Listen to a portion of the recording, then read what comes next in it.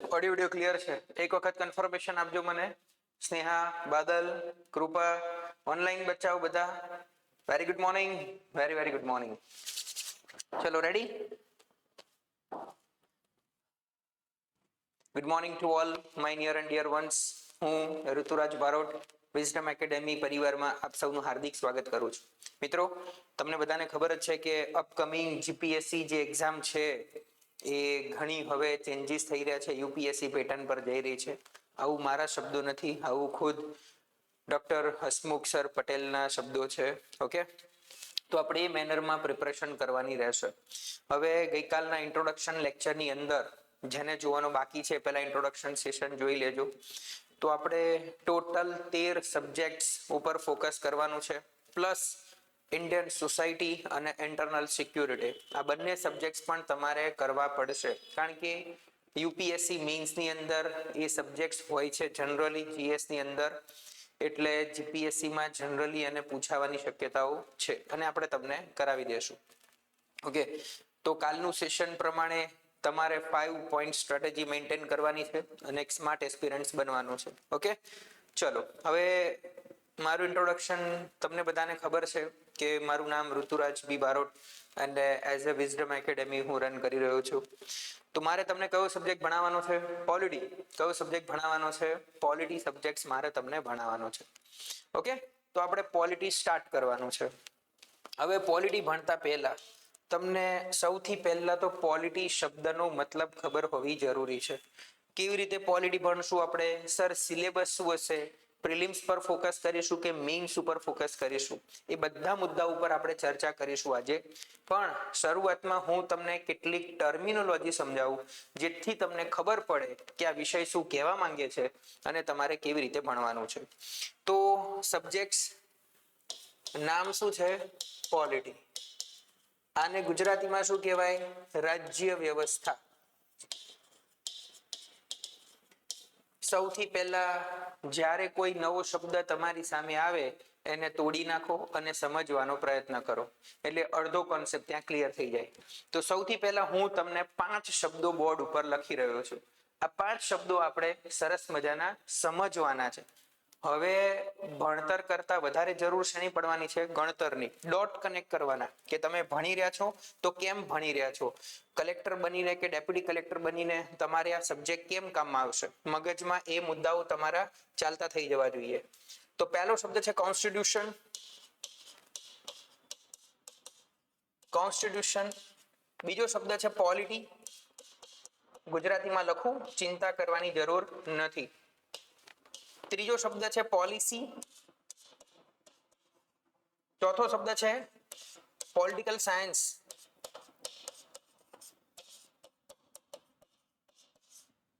અને પાંચમો શબ્દ છે પોલિટિક્સ.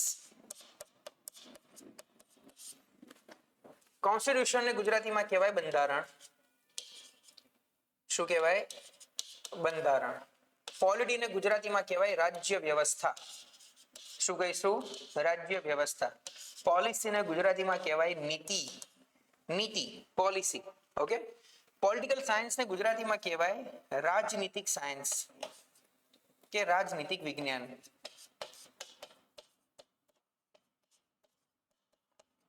અને પોલિટિક્સ ને ગુજરાતીમાં કહેવાય રાજનીતિ. હવે તમે આ બધા શબ્દથી તો વાકેફ છો.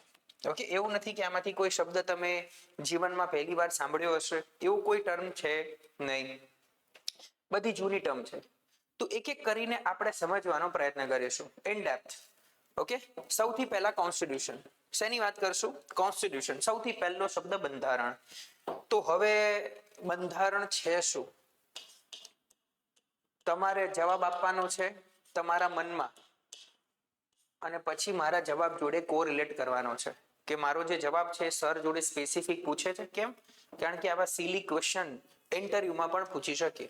તો તમે આજુબાજુના આન્સર આપો એના કરતા બેટર છે કે સ્પેસિફિક આન્સર આપો. ઓકે, ઇવન આવા પ્રશ્નો, આવા બેઝિક ક્વેશ્ચન તમને મેઇન્સમાં પણ ઇન્ટ્રોડક્શન કરવામાં કામ લાગે.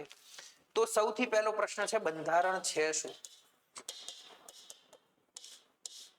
સૌથી પહેલો શબ્દ. હવે આ જ શબ્દ જ્યાં સુધી 100% ખબર ના પડે ત્યાં સુધી આપણે આગળ વધવાનું નહીં. કોઈ પણ પ્રશ્ન તમને થાય કમેન્ટ કરીને કે હેન્ડ રેઝ કરીને પૂછી લેવાનું, ઓફલાઈન વાળાને ચિંતા છે નહીં. ઓકે, ચલો સૌથી પહેલો શબ્દ છે બંધારણ. બંધારણ શું છે? તો હું તમને કહું, બંધારણની એક ચોપડી છે. કોઈ પણ દેશ, હવે આ બંધારણની ચોપડી નથી પણ અહીંયા મારી આગળ પડી હતી એટલે મેં લીધેલી છે. આ જેમ કે એક ચોપડી છે, બુક છે. ઓકે, આપણે માની લઈએ ભારતના બંધારણની ચોપડી છે. કોઈ પણ બુક ઓપન કરો, સૌથી પહેલા શું હોય? તો કે સર અનુક્રમણિકા. શું હોય? અનુક્રમણિકા. તો આ આપણા દેશની એક બંધારણની ચોપડી છે. કેમ છે? તો આ છે એક બેઝિક લો. શું છે? બેઝિક લો. સર બેઝિક લો એટલે? તો ભારત દેશ જ્યારે આઝાદ થયો ત્યારે બંધારણ સભા બેસાડવામાં આવી. કેમ? તો સર ભારત આઝાદ થયો ત્યારે પહેલા તો ગુલામ દેશ હતો, આપણી ઉપર અંગ્રેજો હતા. હવે આપણે આપણા દેશને કેવું બનાવવાનો? તો કે સર રાજાશાહી બનાવવાનો. આપણા દેશને રાજા એટલે કોઈ મોગલનો વંશજ જીવતો હોય અને દિલ્હીમાં બેસાડી દેવાનો, કે પછી કોઈ મરાઠાનો સરદાર કોઈ જીવતો હોય જેણે આટલી બધી સ્થાપના કરી હતી ગાયકવાડ કે એને દિલ્હીના તખ્ત પર બેસાડી દેવાનો, રાજાશાહી રાખવી કે લોકશાહી રાખવી? Gate my point? લોકોને અધિકારો આપવાના કે છીનવી લેવાના, મજૂરી જેમ મજૂરો બનાવવાના કે લોકોને ફ્રીડમ આપવાની? તો આવું એક બેઝિક કોઈ જગ્યાએ લખેલું તો હોવું જોઈએ ને, કે જ્યાંથી ભારતને પાવર મળે. યસ ઓર નો? તો એના માટે બંધારણ સભાએ શું બનાવ્યું? બંધારણ. તો સર હવે ખબર પડી તમને કે બંધારણની ચોપડી શું છે? તો બંધારણની ચોપડીની અંદર એવા બેઝિક લોઝ લખેલા છે. બેર લો કહેવાય છે, અને બેર એટલે મુખ્ય કાનૂન. અહીંયા લખેલા છે કે આપણો દેશ કેવો હશે, દેશના નાગરિકોને શું શું મળશે. તો સર આ ઇનોવેટિવ કોન્સેપ્ટ ભારતે વિશ્વને આપ્યો છે? Answer is no. એવું નથી કે વિશ્વની અંદર પહેલી વખત ભારતે પોતાનું બંધારણ બનાવ્યું અને એને લાગુ કર્યું છે, એવું નથી. વિશ્વની અંદર પહેલા મોટા ભાગના દેશોએ પોતપોતાના બંધારણ બનાવી ચૂક્યા છે. તો તમને લાગે કે સર એવું તો કયો દેશ હશે જેણે આ કોન્સેપ્ટ આપ્યો? તો એની થિયરી એક્ઝેક્ટ નથી, પણ હું તમને કહું, બંધારણ શબ્દ ખબર પડી ને? બંધારણ એટલે કોઈ પણ દેશ હોય એનો એક બેઝિક લો દર્શાવતું એક પુસ્તક હોય જેની અંદર લખેલું હોય કે ભાઈ આપણા દેશની અંદર આવું આવું હશે.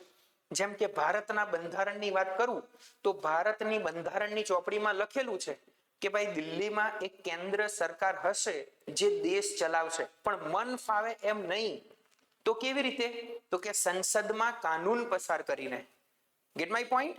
પછી એનો અમલ કોણ કરે? તો કે કેન્દ્ર સરકાર. અને આ બંને ઉપર ધ્યાન કોણ રાખશે? તો કે સુપ્રીમ કોર્ટ. કારણ કે સરકાર લિમિટલેસ ના થઈ જાય, અનલિમિટેડ ના થઈ જાય. Gate my point? મર્યાદામાં રહે સરકાર, તમારા અધિકારોનું હનન ના કરે. એના માટે કોને મૂકી દીધી? Supreme court. આ બધું ક્યાં લખ્યું? તો કે બંધારણની ચોપડીમાં. તો એક આપણી બંધારણની સરસ મજાની ચોપડી છે. તો ખાલી તમને બેઝિક કોન્સેપ્ટ ક્લિયર થયો કે બંધારણ કોને કહેવાય? તો કે યસ સર, દરેક દેશનું એક બંધારણ હોય અને એ પ્રમાણે એ દેશ ચાલતો હોય. કોઈ પણ કાનૂન એ દેશમાં બને, એ ચાહે સંસદ હોય કે રાજ્યની વિધાનસભા હોય, એ કાનૂનનો બેઝ શું હોય? તો કે કોન્સ્ટિટ્યુશન. એની બહાર જઈને કાનૂન બનાવાય નહીં. નહીં તો સુપ્રીમ કોર્ટે કાનૂનને શું કરી નાખશે? કાં તો સમીક્ષા કરશે કાં તો રદ કરી નાખશે. ક્લિયર? બંધારણ શબ્દ. તો હવે પેલા મુદ્દા ઉપર પાછા આવીએ આપણે. કમેન્ટ કરતું રહેવાનું બચાવો કે યસ સર ડન, કોન્સેપ્ટ અમારા ક્લિયર છે એકદમ. આ પાંચે પાંચ શબ્દો હું તમને ઇન ડેપ્થ સમજાવીશ. જ્યાં સુધી કોન્સેપ્ટ ક્લિયર ના થાય આપણે આગળ વધવાનું નથી. Polity is very easy subject. તમારા બધામાંથી કોઈ જૂના ખેલાડી હોય આ ફિલ્ડની અંદર અને પોલિટી વિશે જો તમને એમ લાગે કે અમે જે સમજ્યા છીએ અથવા સમજવામાં ટફ છે, તો હવે સમજવાની શરૂઆત કરજો. તમને કોન્સેપ્ટ જોઈને ખબર પડી જશે કે યસ. અને એવું નથી કે હું એક લેક્ચર, ઘણા બધા સેશન્સ હું તમને બતાવીશ. તમે જુઓ કે પોલિટી કેવી રીતે ભણાય. Okay, see. હવે સર આપણે પેલા મુદ્દા ઉપર પાછા આવીએ કે બંધારણ જે છે આપણું, એ કોન્સેપ્ટ કોણે આપ્યો વિશ્વની અંદર? તો એવું નથી કે આ કોન્સેપ્ટ કોઈ જગ્યાએથી પર્ટિક્યુલર ઉદ્ભવ્યો હોય, પણ નિષ્ણાંતોના મતે એવું કહેવાય છે કે પ્રથમ બંધારણ આવું કોઈ બનાવ્યું હોય તો સેન મેરીનો નામની છે. સેન મેરીનો નામના ટાપુએ એક આઇલેન્ડ છે. ક્યાં આવેલો છે? ઇટલીની અંદર એક લેન્ડલોક ટાપુ હતો. હું વાત કરી રહ્યો છું ઈસવીસન 1600માં. ક્યારની વાત છે? ઈસવીસન 1600 ની અંદર. રિટન કોન્સ્ટિટ્યુશન જે આજે પણ હયાત છે. આ સેન મેરીનોનું કોન્સ્ટિટ્યુશન એટલે કે બંધારણ આજે પણ કેવું છે? હયાત છે. તમે ગૂગલ કરીને જોઈ શકો છો. અને બધું હવે તો એઆઈ આર્ટિફિશિયલ ઇન્ટેલિજન્સના માધ્યમથી ડેટા તમને ફૂલ મળી રહે. ઓકે, હા, પણ એ ડેટાને યુટિલાઇઝ કેવી રીતે કરવો, મેઇન્સ પ્રોસ્પેક્ટથી કેવી રીતે વાપરવો, એ ક્યાં સમજીશું આપણે? અહીંયા સમજીશું. ઓકે, ઇન્ફોર્મેશન કે નોલેજ, તેની ઉપર ફોકસ કરવાનું. ઇન્ફોર્મેશન કે નોલેજ? નોલેજ ઉપર. Okay, knowledge to wisdom. તો સેન મેરીનો શું છે? સેન મેરીનો નામની જગ્યા છે. પહેલા, અત્યારે તો ઇટલીનો પાર્ટ છે, અત્યારે દેશ છે નહીં. એને એવું કહેવાય કે 1600ની સાલમાં કોન્સ્ટિટ્યુશન બનાવેલું, કે અત્યારે પણ રિટર્ન અવસ્થામાં હયાત છે. પણ કેટલાક નિષ્ણાંત એવું કહે છે કે આ પહેલા પણ બંધારણ બનવાના પ્રયત્નો થઈ ગયા છે. કયા દેશ દ્વારા? તો તમે કદાચ નામ સાંભળ્યું હશે. જો આ ભારત છે ને, ભારતની બાજુમાં અત્યારે કયો દેશ છે? તમે કહો પાકિસ્તાન. આની બાજુમાં કયો દેશ છે? ઈરાન. કયો દેશ છે? ઈરાન. અહીંયા આ બાજુ ઈરાક. તો સર ઈરાન ઈરાકમાંથી કોઈ દેશ છે? Answer is no. No Iran Iraq. પણ આ બે દેશો છે ને, એની વચ્ચે પહેલા એક દેશ હતો જેનું નામ છે બેબીલોનિયા. કયો દેશ છે? બેબીલોનિયા.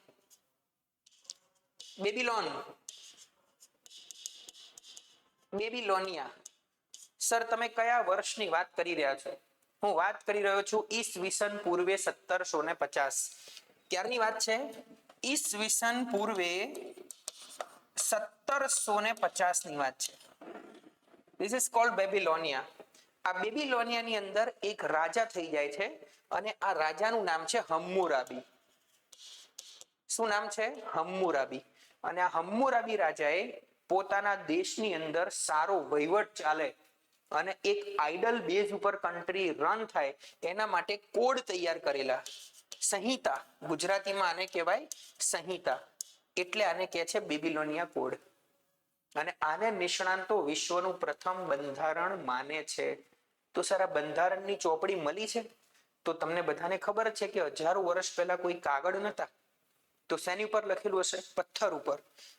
તો આવો 7 ફૂટનો એક બ્લેક પથ્થર મળેલો છે જેની ઉપર કોડ ઇન્ક્રિપ્ટ કરેલા છે. અને અહીંયા રાજા પોતે ભગવાનને આ કોડ અર્પણ કરી રહ્યા છે. હમ્મુરાબી કોડ કહેવાય જેને.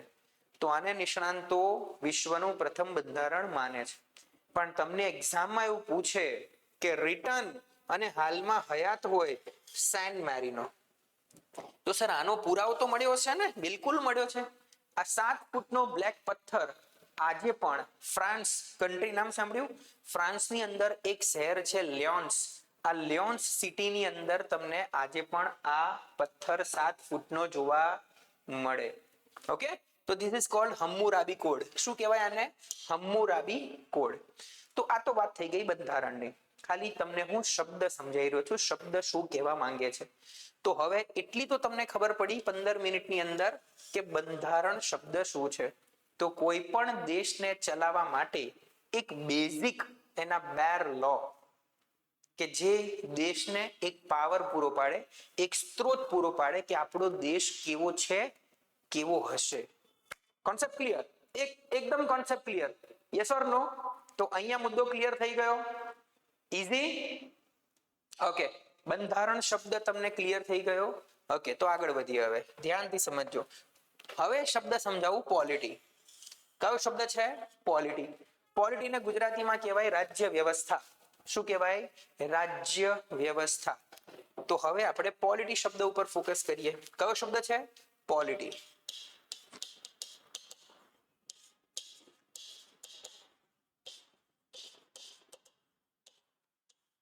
હવે સી એકદમ ઈઝી મેનરમાં પહેલા બેઝિક લેવલ ઉપર સમજાવીશ, પછી અંદર ડૂબાડું તમને. હવે મેં આ બંધારણની ચોપડી બનાવી. શું બનાવ્યું? બંધારણની ચોપડી બનાવી દીધી મેં એટલે બંધારણ સભાએ. તો સર આપણી બંધારણ સભા જે હતી એણે ભારતના બંધારણની રચના કરી. અને આ બંધારણ લાગુ ક્યારે કર્યું? તો કે સર 26 જાન્યુઆરી 1950 ની તારીખે, જેને આપણે રિપબ્લિક ડે તરીકે સેલિબ્રેટ કરીએ છીએ. હવે બંધારણની ચોપડી બની ગઈ. આ બંધારણની ચોપડીની અંદર બધું લખેલું છે કે આપણો દેશ કેવો હશે. ધ્યાનથી સમજજો. તો કેટલાક ઉદાહરણ લઉં, હા ને, તમને ખબર પડે એટલા માટે. જેમ કે બંધારણની ચોપડીમાં લખેલું છે કે દેશની અંદર કાનૂન સર્વોચ્ચ છે કોઈ વ્યક્તિ સર્વોચ્ચ નથી અને એ કાનૂન બનાવશે આ સંસદ. કોણ બનાવશે? સંસદ. સંસદ એટલે પાર્લામેન્ટ. દિલ્હીમાં તમે નામ સાંભળ્યું હશે, સંસદ.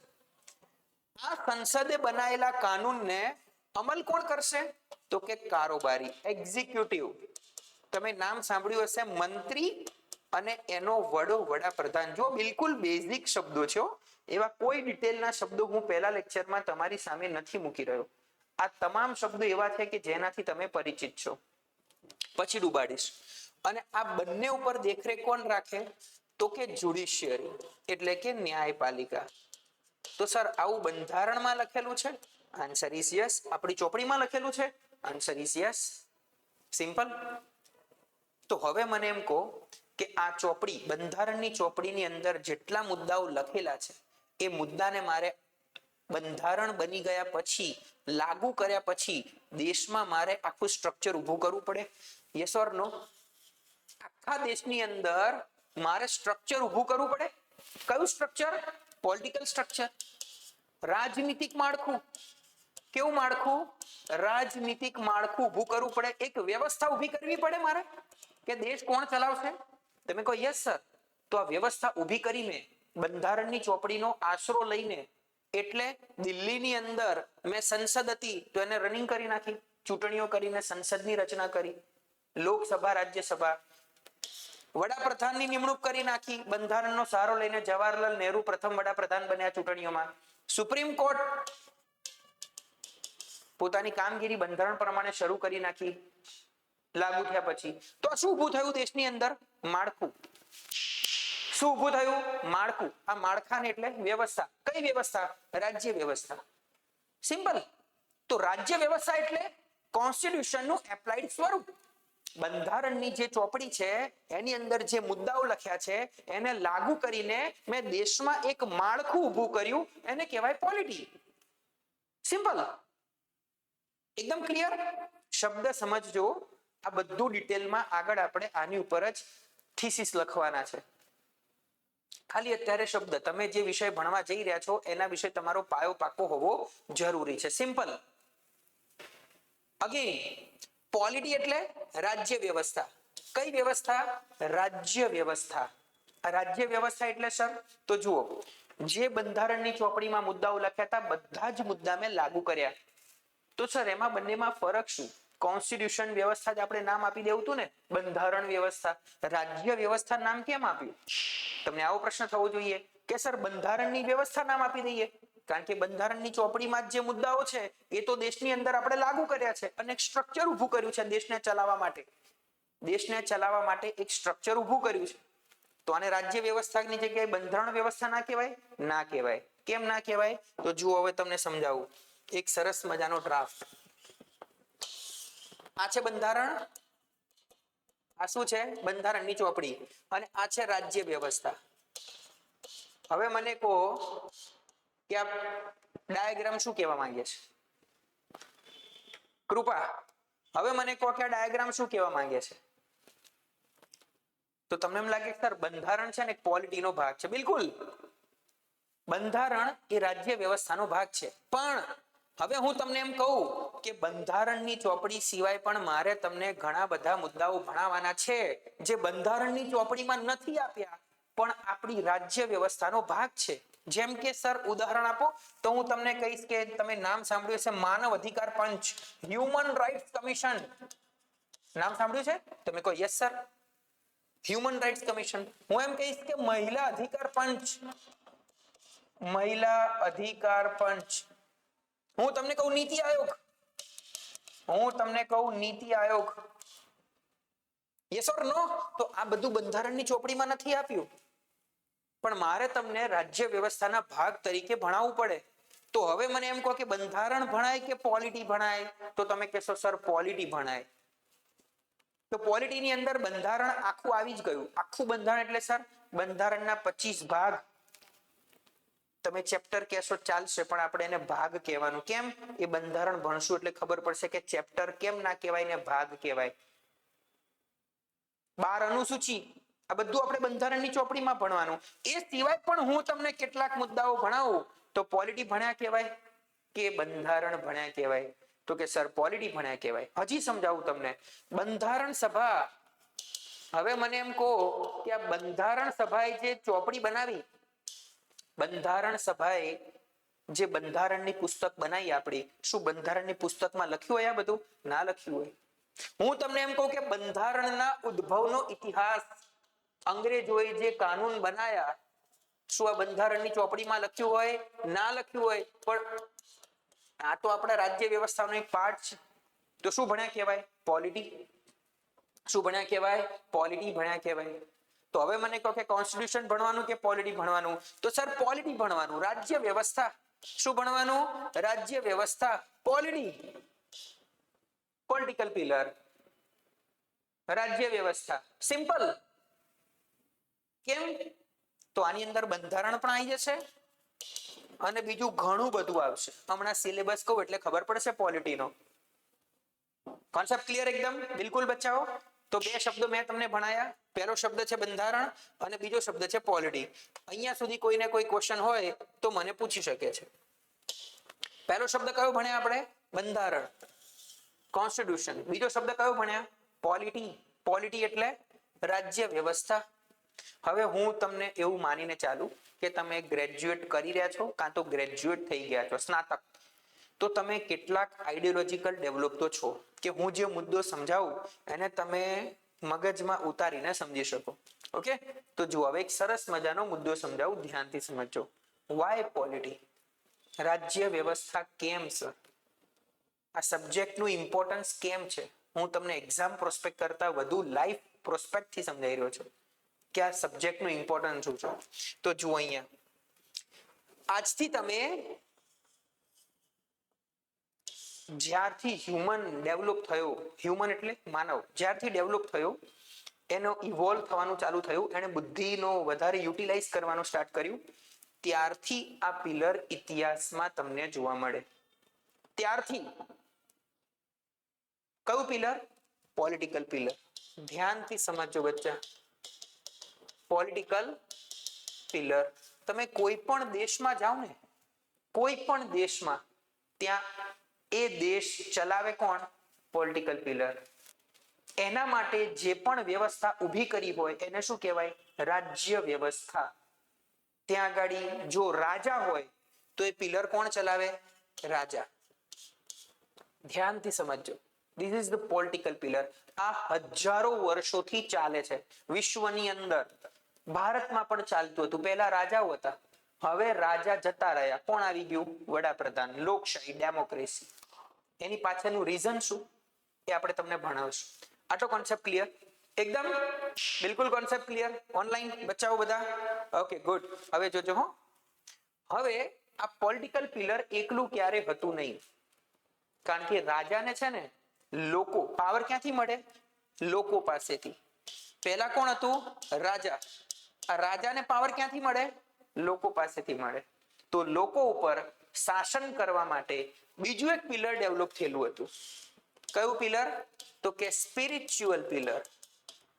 કદાચ તમને થોડી મોડી સમજ પડે પણ સમજ પાડજો. આધ્યાત્મિક પિલર એટલે તમે પહેલા જોશો ને તો રાજાઓની જોડે કોણ બેસતા? પુરોહિત. કોણ બેસે? કોઈ ઇસ્લામિક રાજા હોય તો મૌલા, જે રાજાને સજેશન આપે ધર્મનો સહારો લઈને. કોનો સહારો લઈને?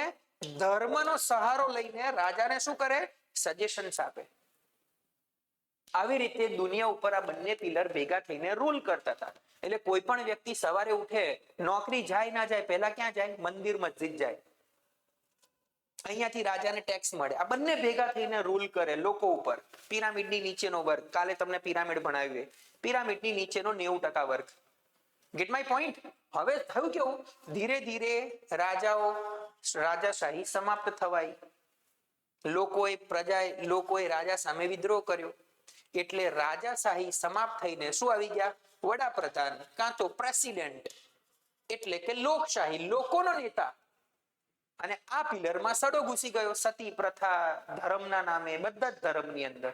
એટલે આ પિલર ધ્વસ્ત થયું, એટલે કે ડાઉનફોલ ચાલુ થયું. અને આ પિલરમાં ડાઉનફોલ ચાલુ થયો એટલે વડાપ્રધાન કાં તો રાષ્ટ્રપતિ, લોકશાહીનો ઉદ્ભવ થયો. હવે આ વ્યક્તિ એકલો પડ્યો છે. એટલે આ પિલર એકલું છે, આને કોઈ સપોર્ટની જરૂર છે લોકોને રૂલ કરવા માટે, લોકો ઉપર પોલિસી બનાવવા માટે. તો હવે કયા પિલરનો સપોર્ટ કરે છે, કયા પિલરનો સહારો લે છે આ લોકો? આ લોકો કયા પિલરનો સહારો લે છે? The most important pillar. કયું પિલર? Economic pillar. કયું પિલર?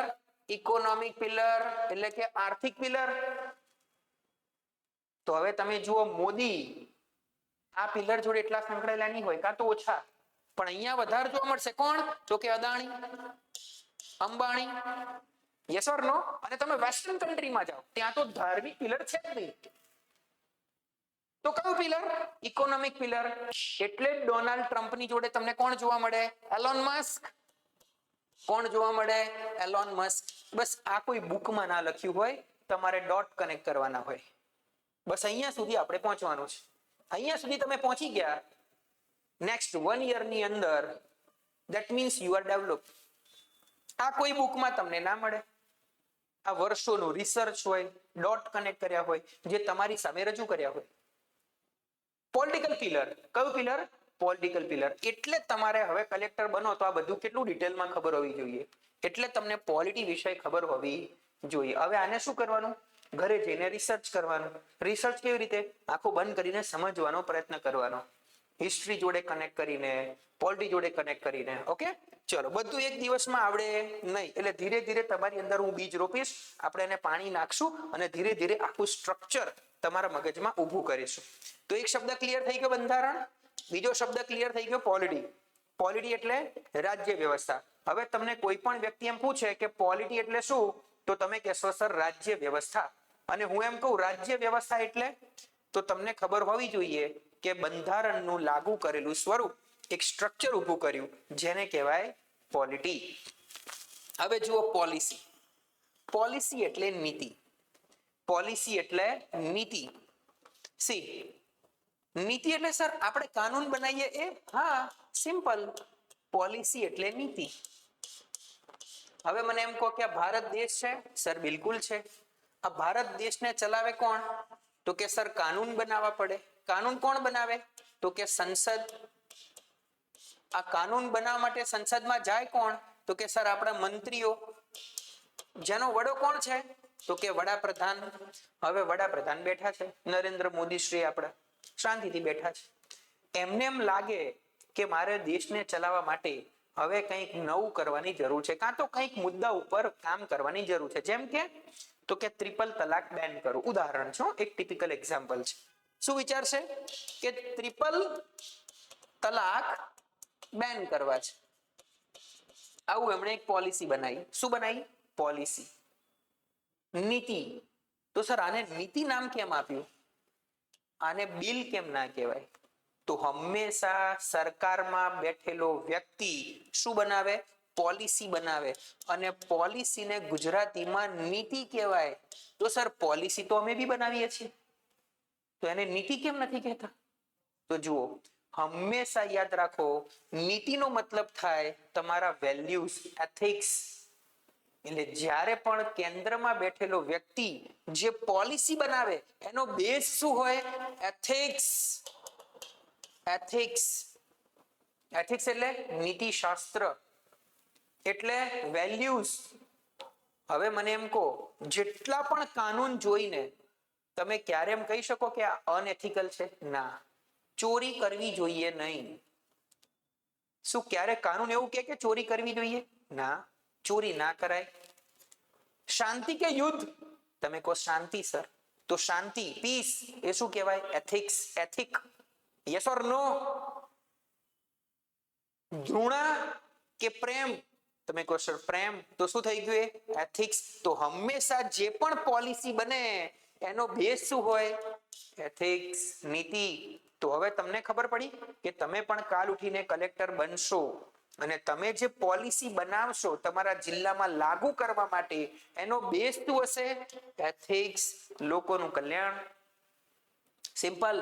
તો અમે ત્રીજો શબ્દ તમને સમજાયો, ધેટ ઇઝ પોલિસી. પોલિસી એટલે નીતિ. નીતિ કોને કહેવાય? તો હંમેશા તમે જે પોલિસી બનાવો એનો બેઝ શું હોવો જોઈએ?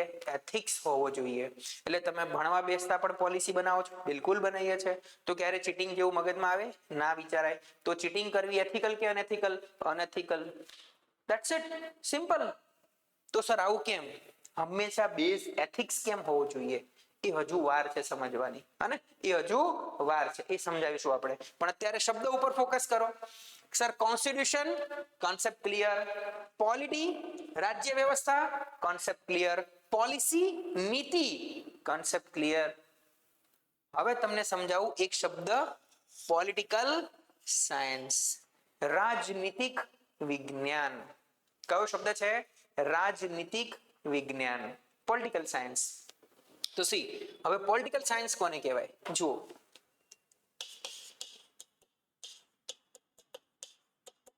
પોલિટિકલ સાયન્સ એટલે રાજનીતિક વિજ્ઞાન. હું ઇંગ્લિશ અને ગુજરાતી બંનેમાં તમને સમજાવીશ, ઠીક છે? બંને શબ્દો લખીશું આપણે, ટર્મ બંને યુઝ કરીશું. રાજનીતિક વિજ્ઞાન, પોલિટિકલ સાયન્સ. પોલિટિકલ સાયન્સ નો મતલબ શું થાય? સાયન્સ એટલે શબ્દ નવ આવે તોડી નાખવાનો. સાયન્સ એટલે સર વિજ્ઞાન, હે ને? સાયન્સ એટલે વિજ્ઞાન. હવે વિજ્ઞાન નો મતલબ શું? Art, commerce, science. તો ત્રણેયના ટર્મની વ્યાખ્યા અલગ અલગ છે. વિજ્ઞાનની અંદર એવા તમામ વિષયો હોય કે જેમાં પ્રયોગ કરીને તારણ કાઢેલું હોય.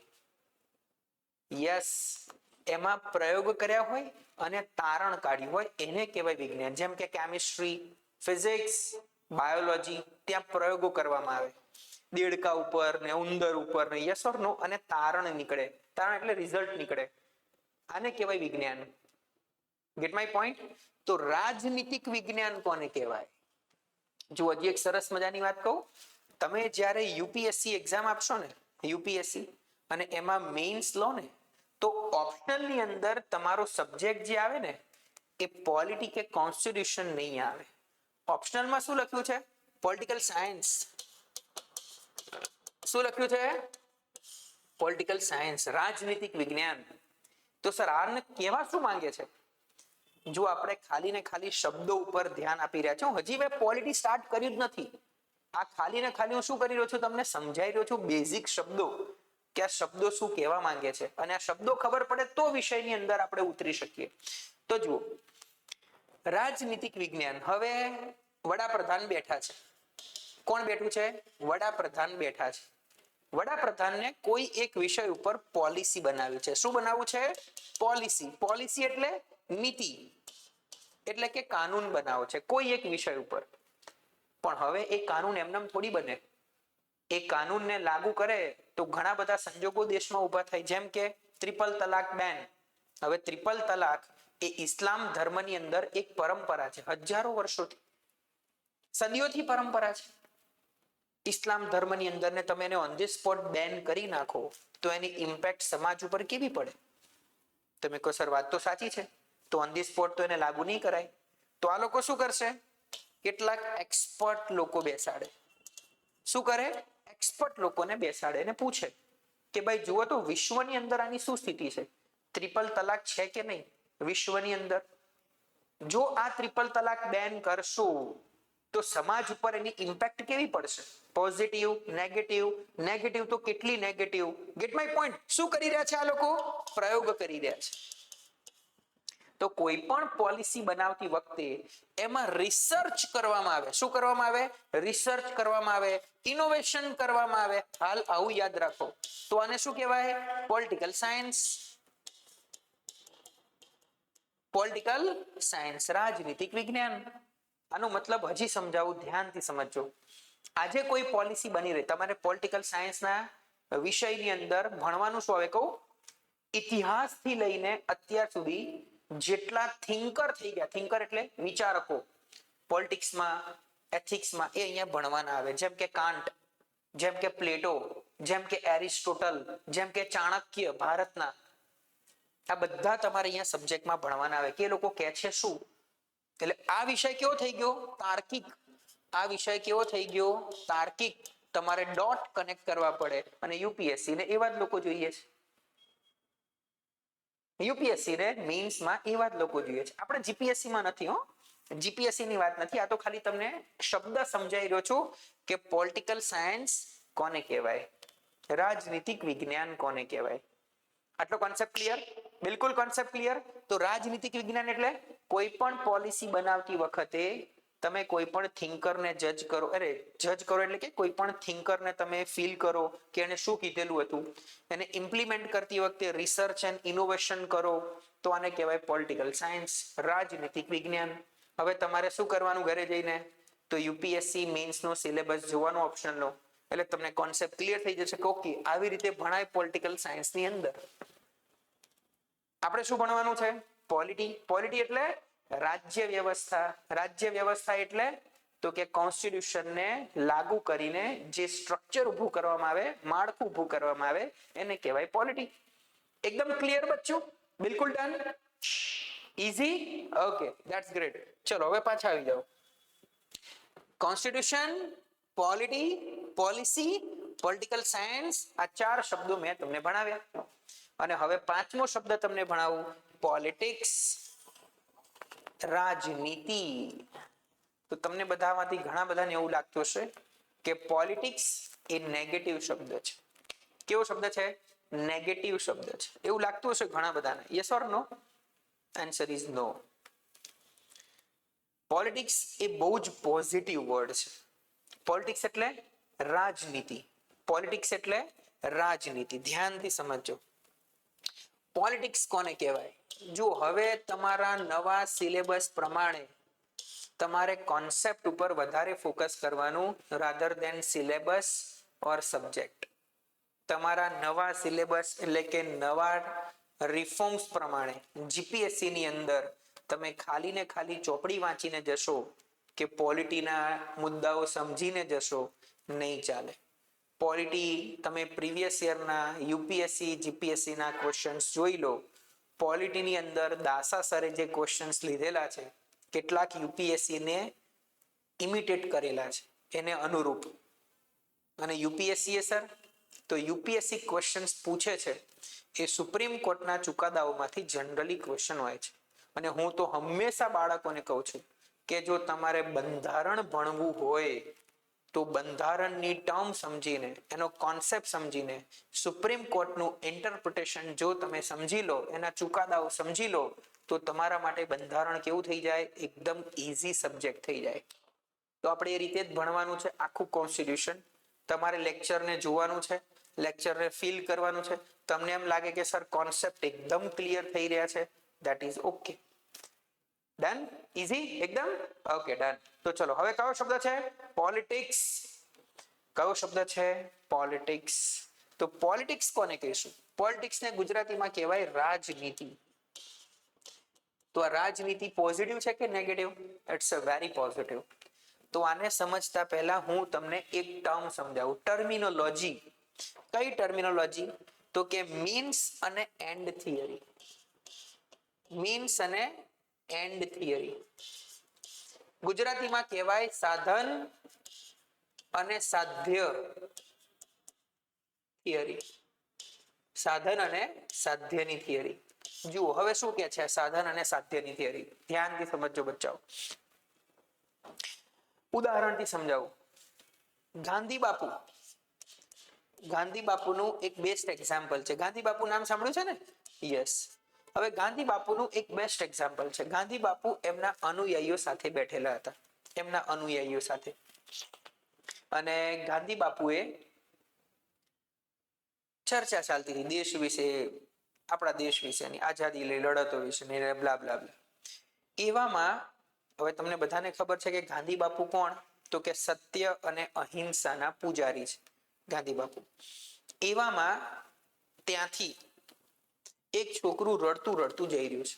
એક બાળક રડતું રડતું જાય છે અને ગાંધી બાપુની નજર પડે છે. ગાંધી બાપુ બોલાવે છે કે બેટા કેમ રડે તું?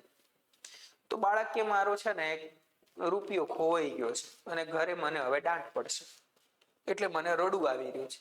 બાપુ કેલા એ રૂપિયો એકચ્યુઅલમાં ખોવાયો જ નથી, એ રૂપિયો તો મને મળ્યો છે.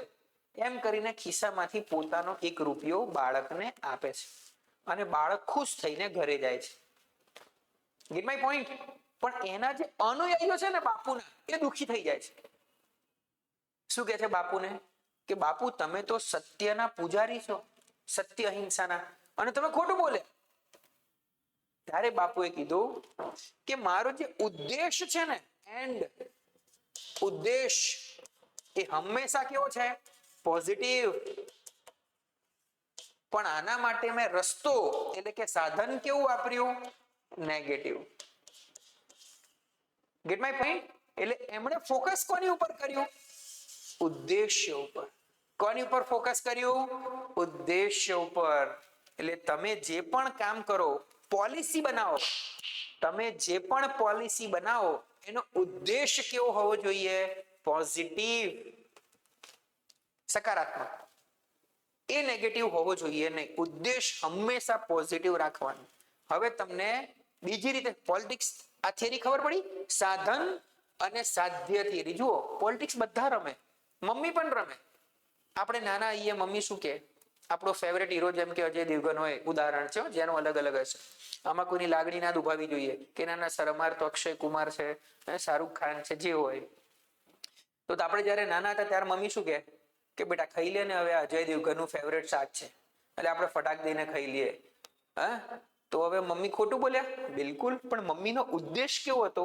એકદમ પોઝિટિવ, કે બાળક ખાઈ લે ફટાફટ અને હેલ્ધી થઈ જાય. તો મમ્મી પોલિટિક્સ રમે? આ બિલકુલ. પોલિટિક્સ બધા જ રમે. જે વ્યક્તિ પોલિસી બનાવે છે એ પોલિટિક્સ રમે રમે ને રમે. પણ એક યાદ રાખવાનું કે મીન અને એન્ડ, આમાંથી એન્ડ હંમેશા પોઝિટિવ હોવો જોઈએ. That's it. That's it. હજી એક એક્ઝામ્પલ આપું, ધ્યાનથી સમજજો બચ્ચાઓ. કયો શબ્દ ભણાઈ રહ્યો છું તમને? પોલિટિક્સ, રાજનીતિ. હવે સર મોદી સાહેબનું એક્ઝામ્પલ લઈને તમે કહો કે મોદી સાહેબ, વડાપ્રધાન આપણા મોદી સાહેબ કેવી રીતે પોલિટિક્સ રમે છે. તો જુઓ તમને સમજાવું. વડાપ્રધાન દિલ્હીમાં બેઠા છે, તમે કહો યસ સર. હવે આમણે કોઈ પોલિસી બનાવી? પોલિસી એટલે નીતિ. પોલિસી એટલે નીતિ, એને દેશમાં લાગુ કરવી છે. કોઈ પણ પોલિસી, જેમ કે સિટીઝનશિપ એમેન્ડમેન્ટ એક્ટ, CAA, નાગરિકતા કાનૂનને એમેન્ડ કર્યો 2019માં. કાં તો જમ્મુ કાશ્મીરનો વિશેષ રાજ્યનો દરજ્જો રદ કરી નાખ્યો. આ તમને બધાને વધારે ખબર હશે કે આર્ટિકલ 370 રદ કરી નાખ્યો. આર્ટિકલ 370 રદ કરી નાખ્યો. આ પોલિસી બનાવી? તમે કહો યસ સર. તો આ પોલિસીનો બેઝ શું હોવો જોઈએ? એથિક્સ. શું હોવો જોઈએ? એથિક્સ, લોકોનું કલ્યાણ. હવે આ પોલિસી લાગુ કરી જમ્મુ કાશ્મીરમાં? તમે કહો યસ સર, જમ્મુ કાશ્મીરમાં આ પોલિસી લાગુ કરી. હવે શું બધાને ફેવર કરશે? કે આને કેટલાક લોકો વિરોધ પણ કરશે આ પોલિસીનો? તમે કહો સર ના સર, ઘણા બધા લોકો, મોટા ભાગના લોકો તો સપોર્ટ કરે ભારતના, પણ કેટલાક લોકો આ પોલિસીનો વિરોધ કરતા હશે. વિપક્ષ જેને કહેવાય, વિરોધ પક્ષ, એને જોડે કેટલાક લોકો જોડેલા હોય. તો કે સર વિરોધીઓ છે ને આ પોલિસીનો વિરોધ કરવાના. તો વિરોધ થયો? તમે કહો યસ સર. તો આ વિરોધને દૂર કરવા માટે, ધ્યાનથી સમજો, આ વડાપ્રધાન આ જે વિરોધ થયો પોલિસી લાગુ કરતી વખતે, એને દૂર કરવા માટે જે પણ પગલા ભરે, આને શું કહેવાય? પોલિટિક્સ. શું કહેવાય? રાજનીતિ. હવે કોન્સેપ્ટ ક્લિયર? રાજનીતિ કોને કહેવાય? તો તમે જ્યારે પોલિસી બનાવો, એ પોલિસીને લાગુ કરો, અને પોલિસી લાગુ કરતી વખતે જે પણ અવરોધો તમારા રસ્તામાં આવે એ અવરોધોને તમે દૂર કરો. અને શું કહેવાય? રાજનીતિ. તો કઈ રીતે દૂર કરાય સર? તો તમે કદાચ સાંભળ્યું હશે, સામ દામ દંડ ભેદ. સામ દામ દંડ ભેદ. અંગ્રેજોએ આ પોલિસી બહુ લાગુ કરી છે ભારતની અંદર પોલિટિક્સ રમતી વખતે. આવી રીતે શબ્દમાં તમારે ઊંડા ઉતરવું પડે. એટલે સર ઉદાહરણથી સમજાવો તો જુઓ, જમ્મુ કાશ્મીર ઉપર પોલિસી લાગુ કરી? તમે કહો યસ સર.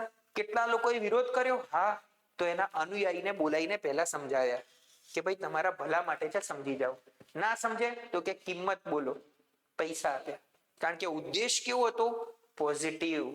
તોય ના માન્યા તો એરેસ્ટ કરી લીધા, જેલમાં પૂરીને. હાઉસ એરેસ્ટ કરેલા. દંડ ભેદ એટલે ડિવાઈડ. એમની જ પાર્ટીમાં બે ભાગ પાડી દીધા, બે પાર્ટી, એકમાંથી બે પાર્ટી, ભેદ, divide and rule. This is cold politics. રાજનીતિ. તો હંમેશા યાદ રાખો કે તમે જ્યારે પોલિટિક્સ રમો ત્યારે તમારો ઉદ્દેશ કેવો હોવો જોઈએ? પોઝિટિવ. હંમેશા યાદ રાખો. નેગેટિવ વેથી, હા, વેરી ગુડ કૃપા, રસ્તો કેવો અપનાયો? નેગેટિવ. મીન કેવું હતું? નેગેટિવ. પણ એન્ડ કેવો? પોઝિટિવ. તો હંમેશા યાદ રાખો કે એન્ડ, ઉદ્દેશ્ય પોઝિટિવ હોવો જોઈએ પોલિટિક્સ રમતી વખતે. સર આની પાછળનું રીઝન, તો જો તમને લાગે કે પહેલા લેક્ચરમાં તમે એ સમજવા માટે લાયક છો તો હું તમને રીઝન સમજાવું, ધ્યાનથી સમજજો. Political pillar. પોલિટિક્સ કયો શબ્દ છે? પોલિટિક્સ, રાજનીતિ. સર હંમેશા એન્ડ પોઝિટિવ કેમ હોવો જોઈએ? આનો ડોટ કનેક્ટ કરી આપો અમને. આ નેગેટિવ કેમ નહીં? જો તમે એન્ડ નેગેટિવ રાખ્યો નહીં બને. કેમ? કારણ કે તમારો એન્ડ પોઝિટિવ હોવો જોઈએ. એ નેચરલ જસ્ટિસ છે. શું છે? Natural justice. નેચરલ જસ્ટિસ એટલે પ્રકૃતિનો ન્યાય. પ્રકૃતિનો ન્યાય. તમે એક વસ્તુ સમજો કે આજે ડોનાલ્ડ ટ્રમ્પ છે કે વડાપ્રધાન છે કે કોઈ પણ દેશનો ટોપ લેવલનો વ્યક્તિ છે, પાવરફુલ, મોસ્ટ પાવરફુલ વ્યક્તિ, શું એને કોઈ સુપ્રીમ કોર્ટની બીક હોય? વિપક્ષની બીક હોય? એને સૌથી પહેલા બીક કોની હોય? પ્રકૃતિની. એટલે નેચરલ જસ્ટિસને ધ્યાનમાં લઈને એ કાનૂન બનાવે. પોલિસીનો બેઝ હંમેશા કેવો હોય? પોઝિટિવ. એટલે તમે બી જ્યારે પોલિસી બનાવો ને અને જો એનો એન્ડ પોઝિટિવ છે તો નેચરલ જસ્ટિસ એટલે કે નેચર તમને મદદ કરે. સિમ્પલ. એ પોલિસી એન્ડ સુધી પહોંચાડવા માટે, લાગુ કરવા માટે. અત્યારે આટલું યાદ રાખજો, પછી આપણે આની ઉપર એનાલિસિસ, મૂલ્યાંકન કરીશું સમયે. ઓકે, આટલો પોઈન્ટ ક્લિયર? તો મેં ખાલી તમને 5 શબ્દો આજે ભણાયા છે. કેટલા શબ્દ અત્યાર સુધીમાં? કેટલા શબ્દો? હજી મેં પોલિટી સ્ટાર્ટ કર્યું નથી. ખાલી મેં આ 5 શબ્દો તમને ભણાયા. કયા 5 શબ્દો? તો પહેલો છે કોન્સ્ટિટ્યુશન એટલે બંધારણ, બીજું પોલિટી, ત્રીજું પોલિસી, ચોથું પોલિટિકલ સાયન્સ અને પાંચમું પોલિટિક્સ. આઈ રિપીટ, ફરીથી હું તમને કહી દઉં બચ્ચાઓ કે આ 5 શબ્દોનું એક બ્રીફ આપી દઉં. તમને 1 કલાકમાં સમજાયેલા 5 શબ્દો જો યાદ નથી રહ્યા, એટલે કે ઓછું યાદ રહ્યું છે, તો ચિંતા કરવાની જરૂર નથી. આપણે એની ઉપર જ આખો વિષય ભણવાનો છે. જેમ કે સૌથી પહેલો શબ્દ છે કોન્સ્ટિટ્યુશન, બંધારણ. કે દરેક દેશનું એક બંધારણ હોય, દેશના 12 લોઝ લખેલા હોય, મુખ્ય કાનૂન લખેલા હોય દેશની અંદર, બરોબર છે, જેનાથી એ દેશની સ્ટ્રક્ચર, એ દેશ ચાલતો હોય.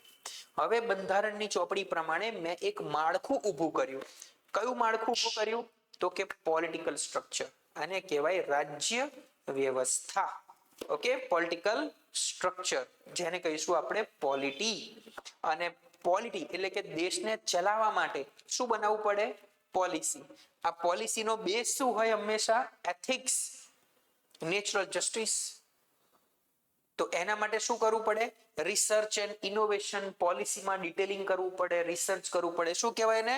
Political science. એમાંથી પ્રયોગ કરીને એક તારણ નીકળે, પોલિટિકલ સાયન્સ. આપણા થિંકરોને ઇતિહાસનો દરજ્જો લઈને આપણે જોવું પડે, પોલિટિકલ સાયન્સ.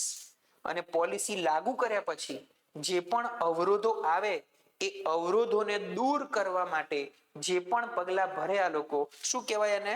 પોલિટિક્સ, રાજનીતિ. Is it done? ક્લિયર? બિલકુલ. ધેટ્સ ઇટ મારા વાલા બચ્ચાઓ. તો 5 શબ્દ સિવાય મેં કશું જ કર્યું નથી આજે. પહેલા તમને, કારણ કે તમારે વિષય કયો ભણવાનો હતો? પોલિટી. તો હવે તમને એ જ નથી ખબર કે પોલિટી એટલે શું, તો વિષયનું કોઈ મૂલ્ય રહે નહીં. અને હું તમને એક સિમ્પલ એક્ઝામ્પલ આપું. ઘણા બધા છોકરાઓ આ વિડીયો ભવિષ્યમાં જોવાના. કેમ? કારણ કે એનું રેકોર્ડ કરીને મૂકવાનો છે. હવે તમે ઇતિહાસ ભણી ગયા, હિસ્ટ્રી, પણ હિસ્ટ્રી શબ્દનો મતલબ નથી ખબર. કલેક્ટર બનવા માટે હિસ્ટ્રી કેમ ભણવું પડે એ નથી ખબર. પોલિટી કેમ ભણવું પડે હવે તમને ડોટ કનેક્ટ થશે કે સર મારે પોલિટિકલ પિલરનો જ ભાગ બનવાનું છે, મારો જિલ્લો સંભાળવાનો છે, વહીવટ કરવાનો છે, તો મને ખબર હોવી જોઈએ કે પોલિસી કેવી રીતે બને, પોલિસીનો બેઝ શું હોય હું જ્યારે કલેક્ટર બનીશ ત્યારે? Gate my point? રસ્તામાં જે અડચણ આવશે એને મારે દૂર કરવી પડશે પોલિસી બનાવતી વખતે, તો મારે પોલિટિક્સ પણ રમવી પડશે. તો મને આ સબ્જેક્ટ ખબર હોવી જોઈએ ડેપ્યુટી કલેક્ટર, કલેક્ટર, ડીવાયએસપી બનીને. Simple concept clear? આ 5 શબ્દ ઈઝી, ધેટ્સ ઇટ.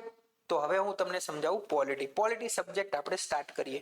પોલિટીમાં શું ભણવાનું? તો સર બંધારણ ભણવાનું, બંધારણ સિવાયના મુદ્દાઓ પણ ભણવાના.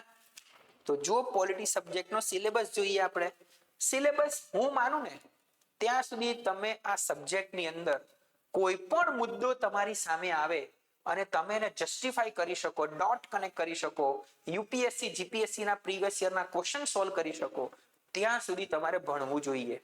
મારો વ્યક્તિગત મત આવો છે. એટલે સર આપણે અહીંયા એપ્રોચ કેવો રાખશું? તો જો પહેલા દિવસે તમને કહી દઉં કે તમારે જીપીએસસી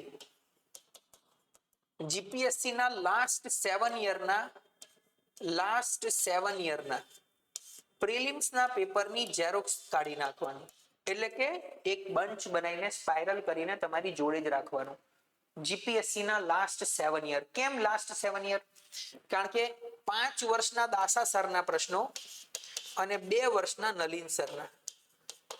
હવે નલિન સરના જે પેપર છે એ ઈઝી છે. ઈઝી એટલે નોર્મલ એવરેજ લેવલના છે. જ્યારે દાસા સરના જે પેપર છે એ યુપીએસસી જોડે થોડા કમ્પેર કરે છે. તો હવે આ 7 વર્ષના ક્વેશ્ચન પેપર તમારે ઝેરોક્સ કાઢીને રાખવાની. અને બીજું યુપીએસસી પ્રિલિમ્સના લાસ્ટ 7 યર્સના ક્વેશ્ચન પેપર મોડલ આન્સર સહિતના તમારે ઝેરોક્સ સ્પાઇરલ બાઇન્ડિંગ કરીને રાખવાનું. આ તમારી ગીતા, કુરાન તમે જે ગણાય, બાઇબલ તમે જે ગણાય. એટલે હવે તમારે શું કરવાનું? તમારો ટાસ્ક હું પણ તમને મદદ કરીશ. જેમ કે પોલિટીની અંદર મેં પહેલો ટોપિક ભણાયો આમુખ. ઉદાહરણ છે, આ પહેલાય ઘણું ભણવાનું છે આપણે. શું ભણાયું? આમુખ ભણાયું તમને મેં. તો આમુખની અંદર આખું આમુખ પતે પછી તમારે એને જોવાનું. શું જોવાનું? તો કે યુપીએસસી ના પ્રીવિયસ યરના ક્વેશ્ચન મારાથી સોલ્વ થાય છે કે નહીં. હું કરાઈશ અહીંયા આગળ કે જો આટલા ક્વેશ્ચન યુપીએસસી માં પૂછાયા છે, ચલો આપણે સોલ્વ કરીએ. સોલ્વ થાય છે? ઇફ યસ, ધેન તમારો કોન્ફિડન્સ શું થયો? બિલ્ડઅપ થયો. તો તમારે એ કામ શેમાં કરવાનું? જીપીએસસી માં. જીપીએસસી ની અંદર છેલ્લા 7 વર્ષમાંથી આમુખમાંથી કેટલા પ્રશ્નો નીકળ્યા છે એને તમારે ઓબ્ઝર્વ કરવાના અને સોલ્વ કરવાના. જો સોલ્વ થઈ ગયા ઇટ મીન્સ કે તમે યુપીએસસી ને જીપીએસસી માટે કાબિલ બની ગયા છો. તો સર આવું અમારે બધા સબ્જેક્ટમાં કરવાનું? યસ, બધા સબ્જેક્ટમાં. જ્યોગ્રાફીના સર ભણાવે, કોઈ પણ ટોપિક તમને ભણાવે આજથી લઈને આવતા શનિવાર સુધી. નેક્સ્ટ ફ્રાઈડે ધૂળેટી છે તો આપણે રજા રાખશું. બાકી છેક સુધી લગભગ 15 માર્ચ સુધી તમારા ઇન્ટ્રોડક્શન સેશન ચાલશે. એટલે હું અહીંયા ફેકલ્ટીને ઇન્ટ્રોડ્યુસ કરીશ, નોટ ડેમો. ડેમો તો કેવું કે હવે છોકરાઓ શું કહેવાય રાજી રાખવા માટે સર ભણાવે, નોટ ડેમો. ઇન્ટ્રોડક્શન સેશન કે સર આવીને કેવી રીતે ભણાવે છે તમારે જોવાનું નેક્સ્ટ 15 માર્ચ સુધી. પછી તમને લાગે કે બેસ્ટ વસ્તુ છે પછી તમારે મને કહેવાનું. ડન? ચલો હજી તમને એક બીજી વસ્તુ કહી દઉં કે મારા સેશન હું હજી તમારે કે કોઈ પણ એડ્યુકેટર અહીંયા ભણાવે એના તમારે વધારે સેશન જોવા હોય કે સર પહેલું લેક્ચર તો ઓબ્વિયસ છે કે સરે બેસ્ટ કીધું હશે, તો હું તમને બીજા સેશન પણ અવેલેબલ કરાવી શકીશ. મને એમાં કોઈ સમસ્યા છે નહીં, કારણ કે મારે આપવું જ છે. ઓકે, કોઈ પણ ગમે તેટલા સેશન જોવા હોય તમે જોઈ શકશો. બરોબર? તમારે ખાલી એડમિનમાં કોન્ટેક્ટ કરી દેવાનો. એક વખત લીના મેડમને પૂછી લેવાનું કે સર આ લીના મેડમ સર અહીંયા વિશાલ પરમાર સર આવ્યા છે, આ કલ્ચર ભણાઈ રહ્યા છે, મારે એમના બીજા 2-3 સેશન જોવા છે. ડન થઈ જશે. તમને એમ લાગે કે સર હવે ઇકોનોમિક્સ ની અંદર આ સર ભણાઈ રહ્યા છે, બીજા લેક્ચર જોવા છે મારે, એમના બેચમાં તમને એડ કરી દેશે. તમારે સેશન જોઈ લેવાના. તમને લાગે કે ઓસમ કન્ટેન્ટ છે. આ કયા વિદ્યાર્થીઓની વાત છે? જે ઓલરેડી માર્કેટમાં પ્રિલિમ પાસ કરી ચૂક્યા છે, મેઇન્સમાં નથી મેર પડી રહ્યો, કાં તો કોન્ફિડન્સ નથી આવી રહ્યો માર્કેટની અંદર, એવા વિદ્યાર્થીઓની વાત છે કે જે ઓલરેડી 1-2 વાર ભણી ચૂક્યા છે, છેલ્લા 1-1.5-2 વર્ષથી પ્રિપરેશન કરી ચૂક્યા છે, એવા વ્યક્તિઓની વાત છે. કારણ કે જે નવા છે એ લોકોને તો બિચારાઓને જે ડિરેક્શન આપો ડિરેક્શનમાં જવાના છે. પણ જે લોકો જૂના છે, આ ફિલ્ડના એક્સપિરિયન્સ્ડ છે, એ લોકો માટે આ ખાસ મેસેજ છે કે તમને અહીંયા જે પણ એડ્યુકેટર બતાવવામાં આવે એ એડ્યુકેટરના કોઈ પણ સેશન, જેમ કે જ્યોગ્રાફીના સર છે તો જ્યોગ્રાફી એ 50 લેક્ચર ભણાયું છે, બે અઢી 3 કલાકના, તો તમે એમ કહેશો કે સર પહેલું લેક્ચર તો ગમ્યું અમને, મારે 5મું લેક્ચર જોવું છે, હું અનુભવી છું, તો તમારે ખાલી એડમિનમાં લીના મેડમને કોન્ટેક્ટ કરવાનો, એટલે એડમિનના નંબર ઉપર ફોન કરશો એટલે તમારું કામ થઈ જશે. ક્લિયર? પણ તમારો પ્રશ્ન જેન્યુઇન હોવો જોઈએ. That's it. Done? Okay okay બચ્ચાઓ, ચલો તો હવે આપણે થોડા આગળ વધીએ. પોલિટી. પરફોર્મન્સ શીટ તમારી જે ગઈકાલના લેક્ચરમાં કીધી, તો એ પરફોર્મન્સ શીટ પણ તમારી જોઈ લેજો. જીસીઆરટી અને એના સેશન્સ તમારા સ્ટાર્ટ કરી દેજો. જે લોકો ઓલરેડી જોઈન થઈ ગયા છે એ લોકોની વાત છે. અને આ બેચમાં કોઈ 50-100 વ્યક્તિની હોય, ઓનલી 30 મેમ્બર્સ હશે. તમે એનું ગ્રુપ પણ જોઈ શકશો. ગ્રુપમાં 30 થી વધારે વ્યક્તિઓ હશે નહીં. ઓકે, ચલો પાછા આવી જાઓ. સર આપણે તમે કયો સબ્જેક્ટ? ઓબ્વિયસ છે પોલિટી અને ઇકોનોમિક્સ, આ બંને સબ્જેક્ટ મારા છે. અને આ તમે જોયું પિલર હમણાં, ઇકોનોમિક પિલર, પોલિટિકલ પિલર અને સ્પિરિચ્યુઅલ પિલર. આ ત્રણમાંથી 2 પિલર તો હું ભણાવીશ તમને. આ ત્રીજું પિલર એટલે સર એથિક્સ. શું વાત કરો છો સર? જુઓ તમે, આ પોલિટિકલ પિલર છે ને, પછી આ કયું પિલર છે? Spiritual pillar. અને આ કયું પિલર છે? Economic pillar. આ 3 પિલરનો બેઝ કયો હોય? એથિક્સ. એથિક્સ એટલે નીતિ. અને હંમેશા આ પિલર જ્યારે નીતિ ગુમાવે ત્યારે પિલર કેવું થાય? ડાઉનફોલ જાય. જો ધર્મની અંદર સડો ઘૂસ્યો તો આ પિલર કેવું થયું? ડાઉન. Gate my point? અને કયું પિલર ફ્લરિશ થયું? Economic pillar. કેમ? કારણ કે પહેલા આ પિલરમાં બહુ દૂષણ હતું. કંપનીઓ વાળા શું કરે? શોષણ, ઘસી નાખે લોકોને કામ કરાવીને. હવે આ પિલર ડેવલપ થઈ રહ્યું છે. તમે જુઓ, લોકો હવે આઈઆઈટી માંથી પાસ થઈને કે આઈઆઈ માંથી પાસ થઈને ક્યાં જાય છે? અમેરિકા. કેમ? તો કે સર ફેસબુકમાં જોબ મળી જાય તો સારું, વોટ્સએપમાં જોબ મળી જાય તો સારું, $મિલિયન નું પેકેજ મળી જાય. Economic pillar. કેમ? હવે શોષણ નથી કરી રહ્યા, હવે આપી રહ્યા છે. ટુ ગીવ, આપવું, એ શું છે? એથિક્સ. ઓકે, આ બધું હજી તમે ડેવલપ થશો, થોડીક વાર લાગશે, પણ આટલું જે પણ સમજાવું ને થોડું મગજમાં એક કોર્નરની અંદર યાદ રાખવાનું. ચલો, પોલિટીનો સિલેબસ. ચલો હવે પોલિટીના સિલેબસમાં શું ભણવાનું? તો જુઓ, સૌથી પહેલો પોઈન્ટ કહી દઉં તમને, બંધારણ. બંધારણની ચોપડી હું તમને ડિટેલમાં ભણાવીશ. સર તમે જે જીપીએસસી સિલેબસ બહાર પાડ્યો છે એ કહી રહ્યા છો? ના, એ આની અંદર આવી જશે. અને તમે જોશો ને એટલે આવી જ જશે સિલેબસ. હું તમને એ મુદ્દો ભણાવી રહ્યો છું કે જે તમારે સમજવાની જરૂર છે. બંધારણની ચોપડી, હા, બંધારણની ચોપડી એટલે સર આપણે 25 ભાગ ભણીશું. શું ભણીશું? 25 ભાગ. એમાંય ભાગ 5 સુધી, પછી ભાગ 11, ભાગ 12, ભાગ 18. આ તો ડુબાડીને બહાર કાઢીશ તમને. ઇવન ભાગ 8, 9, 10 બધા જ. ચૂંટણી પંચ ભાગ 15, બધા 25 ભાગ. આને સમજવા માટે 395 આર્ટિકલ. આ હું સમજાવું, બંધારણ સભા બંધારણ બનાવી દે ને પછી આપણે સમજીએ. ટૂંકમાં બંધારણની ચોપડી ડિટેલમાં ભણીશું. તો તમારા સિલેબસમાં જે લખ્યું છે ને, કેન્દ્ર રાજ્ય વચ્ચેના સંબંધ, એ ભાગ 11 અને 12 છે. તો હવે હું બંધારણની ચોપડી ભણાવું ને એટલે તમારો 60% સિલેબસ તો આવી ગયો બંધારણની ચોપડીમાં. પછી સર બીજું શું ભણવાનું આપણે આની અંદર? તો જુઓ, બીજો એક ટોપિક ભણીશું આપણે. બંધારણની ચોપડી બનાવી કોણે? તો કે સર બંધારણ સભાએ. કોણે બનાવી? બંધારણ સભા, જેને ઇંગ્લિશમાં કહેવાય કોન્સ્ટિટ્યુશનલ એસેમ્બલી. શું કહેવાય? Constitutional assembly.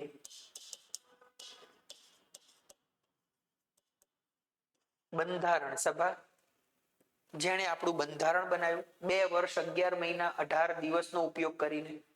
તો સર બંધારણ બનાવતી વખતે કોઈ સંદર્ભ ધ્યાનમાં લીધો છે? હા, તમે જુઓ, આજે જે આપણી સંસદ છે એ તો અંગ્રેજોએ બનાવી છે.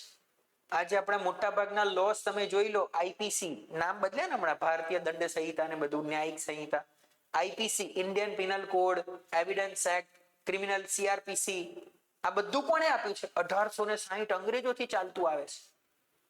આ બધું અંગ્રેજોએ આપ્યા છે કાનૂન. Simple.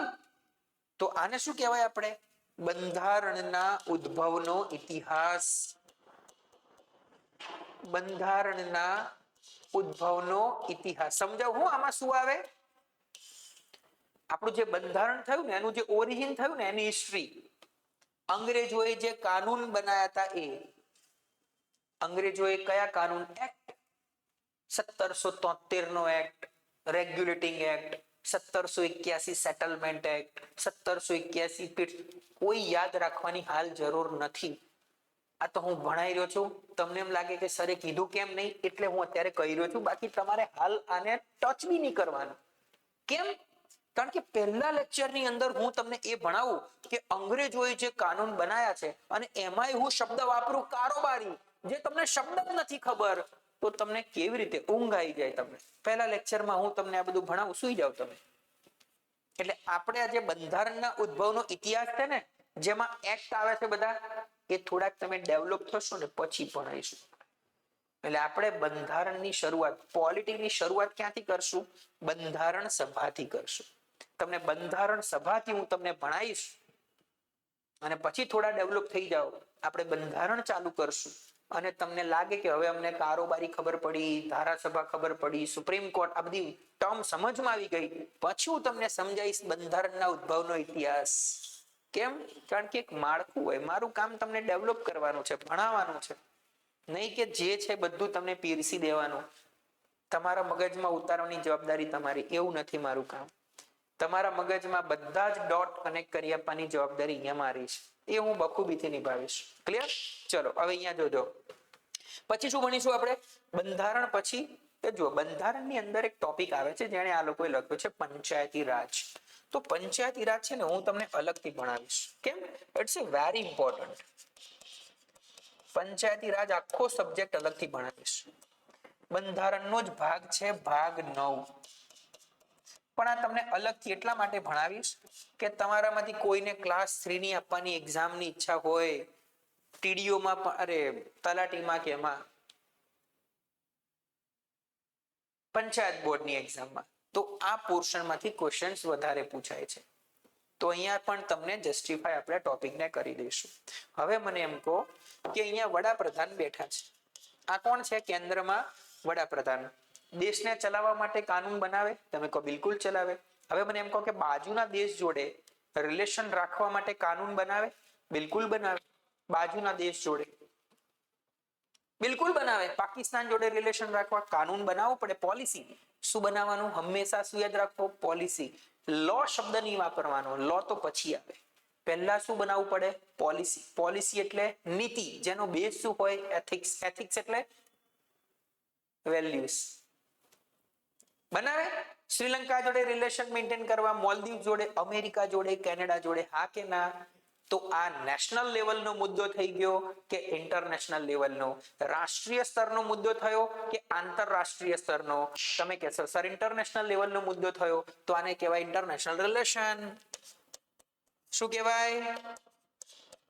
International relation. Simple. International relation, આંતરરાષ્ટ્રીય સંબંધ. તો આપણે બહુ ડિટેલમાં ભણીશું. બધા જ દેશો જોડેના રિલેશન ભણાવીશું તો ને, એટલે બધા દેશ એટલે જ્યાં જ્યાં જેટલા ઇમ્પોર્ટન્ટ છે. બાકી તો 150 દેશો જોડે સંબંધ હોય. જેટલું ઇમ્પોર્ટન્ટ છે એ બધા આઈઆરમાં હું તમને પોલિટીમાં કવર કરી લઈશ. પછી હું બાયફર્કેટ કરું માર્ક્સ ક્યાંથી પૂછશે તમને પ્રિલિમ્સ અને મેઇન્સની અંદર. પછી આપણે જોઈએ. હવે કોઈ ટોપિક બાકી રહે છે? હવે કોઈ ટોપિક? હા, બંધારણ સિવાયના મુદ્દાઓ મારે તમને ભણાવવાના ને, વહીવટને લગતા, જેમ કે લોકપાલ. તમે નામ સાંભળ્યું છે? લોકપાલ, લોકાયુક્ત, સીબીઆઈ. નામ સાંભળ્યું છે? સીબીઆઈ. પછી ચીફ વિજિલન્સ કમિશન, સીવીસી. પછી ચીફ ઇન્ફોર્મેશન કમિશન, આરટીઆઈ. નામ સાંભળ્યું? સંભાળ્યા ઇન્ફોર્મેશન કમિશનર. તો આવા બધા મુદ્દાઓ બંધારણ સિવાયના પણ ઘણા બધા ભણવા પડશે, કારણ કે આપણે પોલિટી ભણી રહ્યા છીએ. જાહેર વહીવટના 3-4 ટોપિક એડ કર્યા છે, તો જાહેર વહીવટ અલગથી ભણીશું પબેટ. તો આટલા ટોપિકમાંથી તમને ક્વેશ્ચન્સ પૂછી શકે. સર કેટલા ક્વેશ્ચન્સ? પહેલા 50 માર્કનું પોલિટી હતું જીપીએસસી ક્લાસ 1-2 પ્રિલિમ્સમાં, હવે 25 માર્કનું થઈ ગયું. અને મેઇન્સમાં હજી એ લોકોએ આપણને આખું પ્રોફોર્મા આપ્યું નથી, પણ કરીબ તમે જોવા જાઓ તો 70 થી 80 માર્કનું પોલિટી મેઇન્સમાં હશે. એટલે આપણી મહેનત પહેલા કરતા ઘટી નથી, પહેલા કરતા વધી છે. મેથ્સ રીઝનિંગ સિવાયના બધા જ વિષયની અંદર આપણી મહેનત પહેલા કરતા વધી છે. તમારે હવે એપ્રોચ ચેન્જ કરવાનો. એટલે હું તમને આ પોલિટી કેમ આવા ડાયમેન્શન થી ભણાઈ રહ્યો છું? કારણ કે તમારે પોલિટીને પ્રિલિમ્સના સંદર્ભથી જોવાનું નથી, તમારે પોલિટીને મેઇન્સના સંદર્ભથી જોવાનું છે. કે આવા શબ્દો જ્યારે તમને ખબર હોય, આની ઉપર એનાલિસિસ કરેલું હોય, તો તમે મેઇન્સમાં પ્રશ્ન આવે તો તમે એને સમજી શકો અને લખી શકો. ઇન્ટ્રો, બોડી, કન્ક્લુઝન એ પણ આપણે કરીશું અહીંયા આગળ. સિમ્પલ, એ પણ આપણે કરીશું. એકદમ ડન. ઓકે, હવે જુઓ ક્વેશ્ચન્સ ક્યાંથી નીકળશે તો જુઓ અહીંયા 25 માર્કને આપણે ધ્યાનમાં લઈને ચાલીએ. કેટલા માર્કને? પહેલા 50 માર્ક હતા, તો હું અત્યારે પહેલા 50 માર્કને ધ્યાનમાં લઈને ચાલુ. કેમ? કારણ કે હજી સુધી 25 માર્ક વાળી કોઈ એક્ઝામ લેવાઈ નથી, તમારે એને ભાગ્યા 2 કરી દેવાના. સિમ્પલ. તો અહીંયાથી કેટલા ક્વેશ્ચન્સ નીકળતા હતા? મેક્સ ટુ મેક્સ 2 પ્રશ્ન અહીંયાથી નીકળે 50 માર્ક. બંધારણ સભામાંથી મેક્સ ટુ મેક્સ 2, વધુમાં વધુ 2 ક્વેશ્ચન્સ. બંધારણને સર 25 ભાગની ચોપડીમાંથી અહીંયા મેક્સ ટુ મેક્સ 30 ક્વેશ્ચન્સ નીકળે. કેટલા? 30 પ્રશ્નો આમાંથી નીકળે. વધુમાં વધુ 30 થી 35 ની વચ્ચે. પંચાયતી રાજ વધુમાં વધુ 5 થી 7 પ્રશ્નો નીકળે. ઇન્ટરનેશનલ રિલેશન વધુમાં વધુ 5, એનાથી વધારે નહીં. અને આમાંથી વધુમાં વધુ 5 પ્રશ્નો. અને કરંટ અફેર્સ અહીંયા એક બાકી રહી ગયું, કરંટ અફેર્સ. પોલિટીનું કરંટ અફેર્સ આ પણ હું તમને કરાવી દઈશ. Current affairs simple. બસ આ રીતે તમારે મુદ્દાને જસ્ટિફાઈ કરવાના. માર્ક્સ અહીંયાથી નીકળે, આના અડધા કરી દો એટલે 25 માર્કનું થઈ જશે. તો હવે મને કહો કે મેઇનલી સ્માર્ટ વર્ક કોની ઉપર થાય? સર બંધારણ મસ્ત ભણી લેવાનું, આઈઆર સરસ ભણી લેવાનું, પંચાયતી રાજ મસ્ત ભણી લેવાનું. આટલું ભણો એટલે તમારા 80% માર્ક કવર થઈ ગયા. આ બધું ડિટેલમાં, આ બધા માર્ક તો રોકડા છે, રોકડા ગેઇન કરીશું આપણે. સિમ્પલ. આ પોલિટી, આ છે પોલિટી. તો સર હવે સ્ટાર્ટ કરીએ આપણે પોલિટી. બિલકુલ. તો હવે પોલિટી હું તમને ભણાવવાનું સ્ટાર્ટ કરું. કેવી રીતે ભણવાનું? આપણે 5 પોઈન્ટ સ્ટ્રેટેજી. કઈ સ્ટ્રેટેજી વાપરવાની? 5 પોઈન્ટ સ્ટ્રેટેજી. આ તમને મેં કાલે કીધેલી જ છે 5 પોઈન્ટ સ્ટ્રેટેજી. અને એક વસ્તુ ખાસ યાદ રાખજો, હું તમને જે પણ બાબત કહીશ એ એક્ઝામમાં તમને ટોપ કરાવશે, એની જવાબદારી મારી છે. કઈ 5 પોઈન્ટ સ્ટ્રેટેજી? પહેલા લેક્ચર કમ્પ્લીટ કરી નાખવાનો. કોઈ પણ એડ્યુકેટર આવે, લેક્ચર અપ ટુ ડેટ હોવો જોઈએ. કેમ? કારણ કે એડ્યુકેટર તમે વિચારો કે એક્ઝામ આપવા માટે બેસે તો કેટલા માર્ક્સ લઈને આવે એના સબ્જેક્ટની અંદર? તમે કહો સર ગમે તેવો એડ્યુકેટર હોય ને એટલીસ્ટ 60% માર્ક્સ લઈને તો આવે છે. કોઈક 80 લાવે, કોઈ 90% લાવે, પણ કોઈ પણ એડ્યુકેટર હોય ને એ પોતાના 60% એટલીસ્ટ માર્ક લઈને આવે. હવે એડ્યુકેટર અહીંયા જે આવે ને એનું બેસ્ટ પીરસતું હોય મોટા ભાગે. તમે કેટલી લાયકાત છે એ પ્રમાણે એનું બેસ્ટ આપતું હોય. તો જો તમે એડ્યુકેટરની અંદરથી બધું ગ્રહણ કરી નાખ્યું ને તો એ તમારા 50% માર્ક ખાલી લેક્ચરમાંથી આવી શકે. આ મેં તમને લોજિક સહિત સમજાવ્યું. કેટલા માર્ક્સ? 50% માર્ક્સ તમારા લેક્ચરમાંથી આવી શકે. અને અત્યાર સુધીનો ઇતિહાસ જોઈ લો તમે, 50% કટ ઓફ જીપીએસસી નું છેલ્લા 7 વર્ષમાં નથી ગયું. 400 માંથી દાસા સર હતા ત્યારે 125, વધુ 135, 200 સુધી કટ ઓફ તો નલિન સરના પેપરમાં પણ નથી ગયું. આ તમને મેં ડોટ કનેક્ટ કરાયા કે જેટલું એડ્યુકેટર કરાવે એટલું તમને આવડવું જ જોઈએ. હવે તમને બીજી એક વસ્તુ કહી દઉં, સર મારા માટે જેટલું ડિટેલ્સમાં સ્ટડી થશે એટલું ઈઝી થાય છે. લાઈક બિલકુલ કૃપા. અને અહીંયા તમે જુઓ, મારે એવા જ એસ્પિરન્ટ્સની જરૂર છે. તમને દિલથી ખોલીને કહું ને તો મારે એવા એસ્પિરન્ટ્સની જરૂર છે કે જે ડિટેલ્ડમાં સિન્સિયર મેનરમાં પ્રિપરેશન કરવા માટે રેડી છે. એની પાછળનું રીઝન કહું, કારણ કે હું અહીંયા રિસોર્સ ઇન્વેસ્ટ કરી રહ્યો છું. રિસોર્સ એટલે not money. Money is a mere thing. એ તો માર્કેટમાં ગમે ત્યાંથી કમાઈ લેવાશે. ઇકોનોમિક્સ મારો સબ્જેક્ટ છે. તમે સમજો રિસોર્સ કયા? મારું માઇન્ડ, મારી સ્ટ્રેટેજી. તો મારે એવા એસ્પિરન્ટ્સની જ જરૂર છે કે જે મને વર્ષ દોઢ વર્ષ પછી રિઝલ્ટ આપે. That's it, my main aim is that. Okay, બિલકુલ ડન. તો આના માટે રેડી થઈ જવાનું. ચલો પાછા આવી જાઓ. 5 પોઈન્ટ સ્ટ્રેટેજી. તો પહેલું લેક્ચર કમ્પ્લીટ કરી નાખવાનું. યસ, આ લેક્ચરની તમને નોટ્સ આપેલી હશે. જેટલા છોકરાઓ એડમિટ થઈ ગયા છે એ લોકોને નોટ્સ મળી ગઈ છે પાર્ટ 1. આવા 5 ભાગ છે પોલિટીના. 450 પેજની ખાલી મારી નોટ્સ છે પોલિટીની, મળી ગઈ હશે. બરોબર. તો પહેલી નોટ્સ એટલું ઘરે જઈને પહેલા એટલું કમ્પ્લીટ કરી નાખવાનું. પછી તો કે બુક. તો સર બુક તો ઓફલાઈન બચ્ચાઓને અહીંયાથી બુક્સ પ્રોવાઈડ કરવામાં આવી હશે. જો તમારે ઇંગ્લિશમાં બુક જોઈએ છે તો આપણે લક્ષ્મીકાંત કાં તો સ્ટડી આઈક્યુ બેમાંથી જે સારું અવેલેબલ નવું કન્ટેન્ટ આવ્યું છે એ જોઈને તમને સેન્ડ કરી દેવામાં આવશે બધા સબ્જેક્ટની. બરોબર છે. અને ગુજરાતીમાં જોઈએ તો આપણે જનરલી યુવા ઉપનિષદની બુક તમને આપતા આવીએ છીએ. તો તમને એ પણ મળી જશે, બુક્સ પણ મળી જશે અહીંયાથી. તો એ બુકમાંથી ટોપિક વાંચી લેવાનો. પછી એક શબ્દ છે વેલ્યુ એડિશન. આ હું તમને શીખવાડીશ વેલ્યુ એડિશન કરતા, કે વેલ્યુ એડિશન કેવી રીતે કરવાનું. કે તમે કોઈ ટોપિકને અહીંયા ભણ્યા પછી ઘરે જઈને એનું વેલ્યુ એડિશન કેવી રીતે થાય, એની અંદર તમારે શું એડ કરવાનું, જેથી કરીને ઇન્ફોર્મેશનમાંથી તમે નોલેજમાં કન્વર્ટ કરી શકો. બરોબર છે. તો એ વેલ્યુ એડિશન હું તમને શીખવાડીશ થોડાક ટોપિક્સ પતે એટલે, કાં તો બીજા ત્રીજા ટોપિકની અંદર. અને 5મો પોઈન્ટ છે રિવિઝન. એટલે કે સૂતા પહેલા તમારે આ 4 મુદ્દાનું રિવિઝન થઈ જવું જોઈએ. શરૂઆતમાં બહુ ઈઝી પડશે. કેમ? કારણ કે એક લેક્ચર હશે એટલે. અને તો સર અત્યારે તો પેલા શું કહેવાય, ઇન્ટ્રોડક્શન સેશન ચાલે છે બધા એડ્યુકેટરના, એટલે આ તો મારા માટે ઈઝી થઈ જશે. હા, પણ પછી જેમ જેમ તમારી અંદર ભરાતું જશે કે પોલિટી કમ્પ્લીટ થયું અને જ્યોગ્રાફી સ્ટાર્ટ થયું, તો પોલિટીને પણ તમારે રિવિઝન કરીને ન્યાય આપવાનો અને જ્યોગ્રાફીમાં પણ ન્યાય આપવાનો, માર્ક્સ પણ લાવવાના, ટેસ્ટ પણ એટેન્ડ કરવાની. એટલે પછી તમારો ટાસ્ક થોડો કેવો થવાનો, ટ્રિકી થવાનો છે. પણ ત્યાં સુધી તમે જો ડેવલપ થઈ ગયા છો તો તમને વાંધો આવશે નહીં. તો આ બધી વસ્તુ તમારી અંદર ટ્રાન્સફોર્મેશન લાવશે.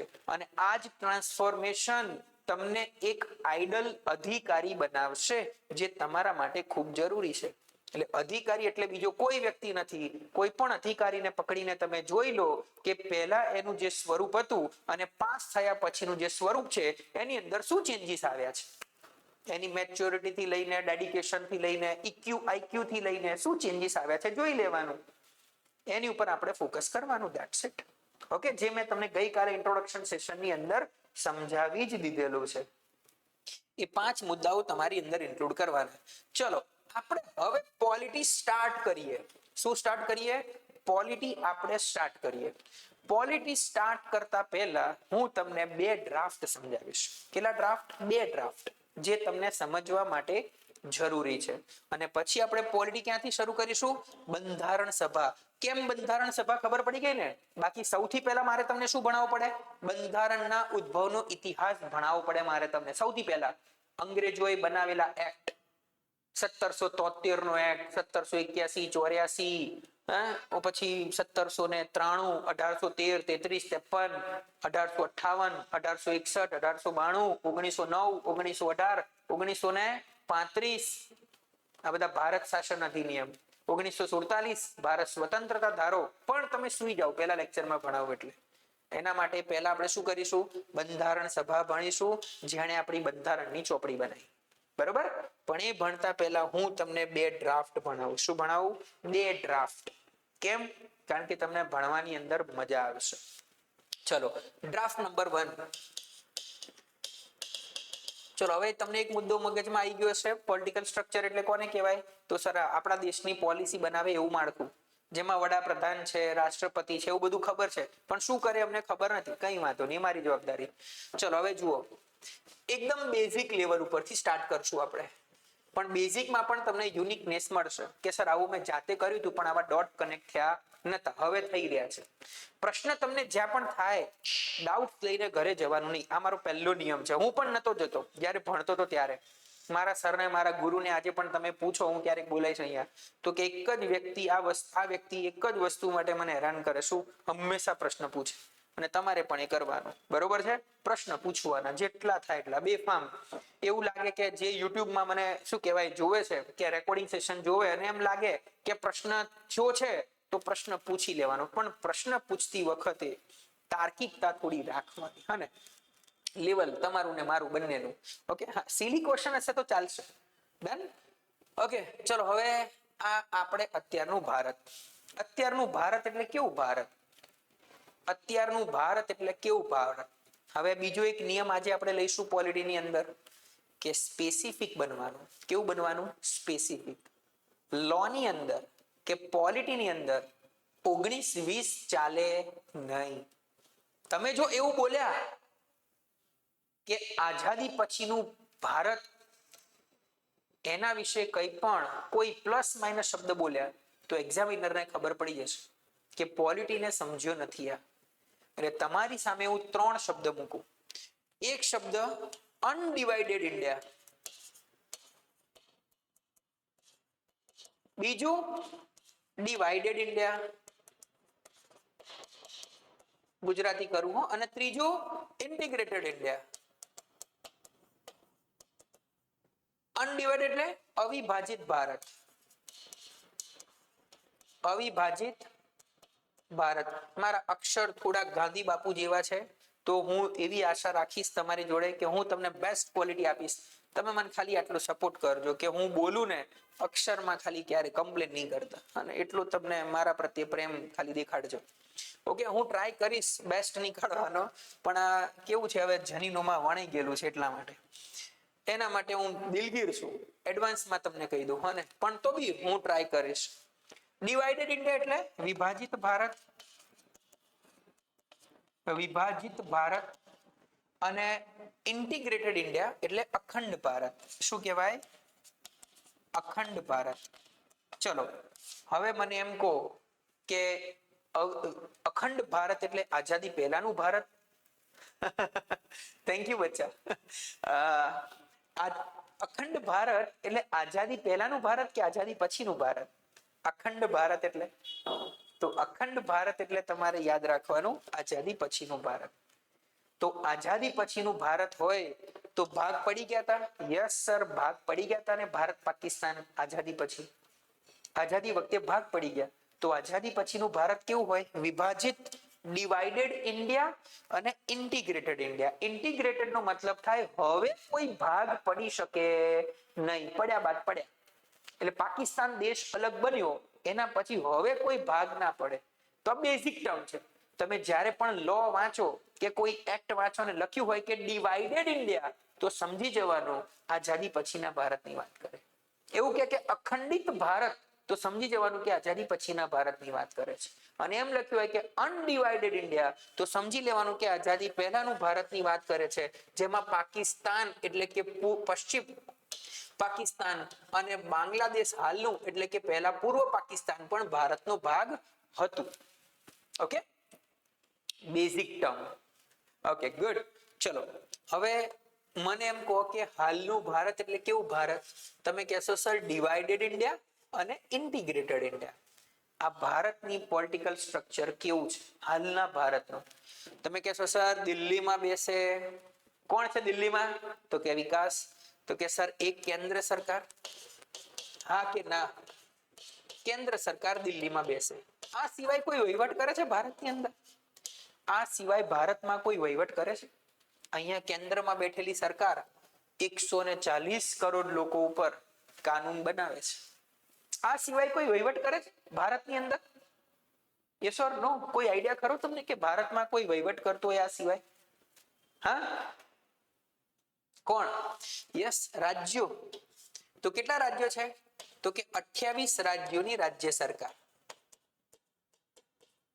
આ હું તમને ખાલી બેઝિક કન્સેપ્ટ છે, આ તમને આવડે છે, હું એવું માનીને ચાલુ છું, પણ ધ્યાનથી સમજજો. મને 10-15 મિનિટ આપજો, બહુ બધા ડોટ કનેક્ટ થશે તમારે.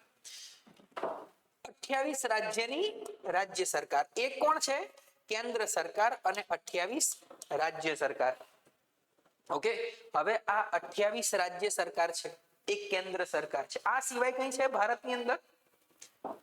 આ સિવાય તમે કહો હા સર પેલા પંચાયતી રાજ,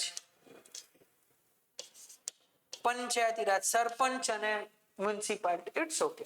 આ સિવાય yes 8 union territory. 8 union territory, કેન્દ્ર શાસિત પ્રદેશો. યુનિયન ટેરેટરીને ગુજરાતીમાં સંઘીય ક્ષેત્ર કહેવાય, કેન્દ્ર શાસિત પ્રદેશ ના કહેવાય, પણ હવે તમે નવા છો માર્કેટમાં એટલે હું કયો શબ્દ વાપરું છું ગુજરાતીમાં? કેન્દ્ર શાસિત પ્રદેશ. ઓકે, બંનેમાં બહુ ફરક છે, એ આપણે પછી જોઈશું. તમે આ શબ્દથી પરિચિત છો કે 8 કેન્દ્ર શાસિત પ્રદેશ, એક કેન્દ્ર સરકાર, 28 રાજ્યો અને 8 યુનિયન ટેરેટરી. હાલ આ રીતે ભારતનો વહીવટ થાય છે. આપણા ભારતના વહીવટની વાત છે. બટ શું આઝાદી પહેલા આ રીતની વ્યવસ્થા હતી? Answer is no. આ ડ્રાફ્ટ પહેલો સમજાઈ રહ્યો છું, તમને મગજમાં ઉતારજો. તો સર આઝાદી પહેલાનું ભારત કેવું ભારત હતું? તો કેવું ભારત હશે? તો તમે કહેશો સર અવિભાજિત ભારત, અનડિવાઇડેડ ઇન્ડિયા. આનો મતલબ ભારત અને પાકિસ્તાન કેવા હશે? એક.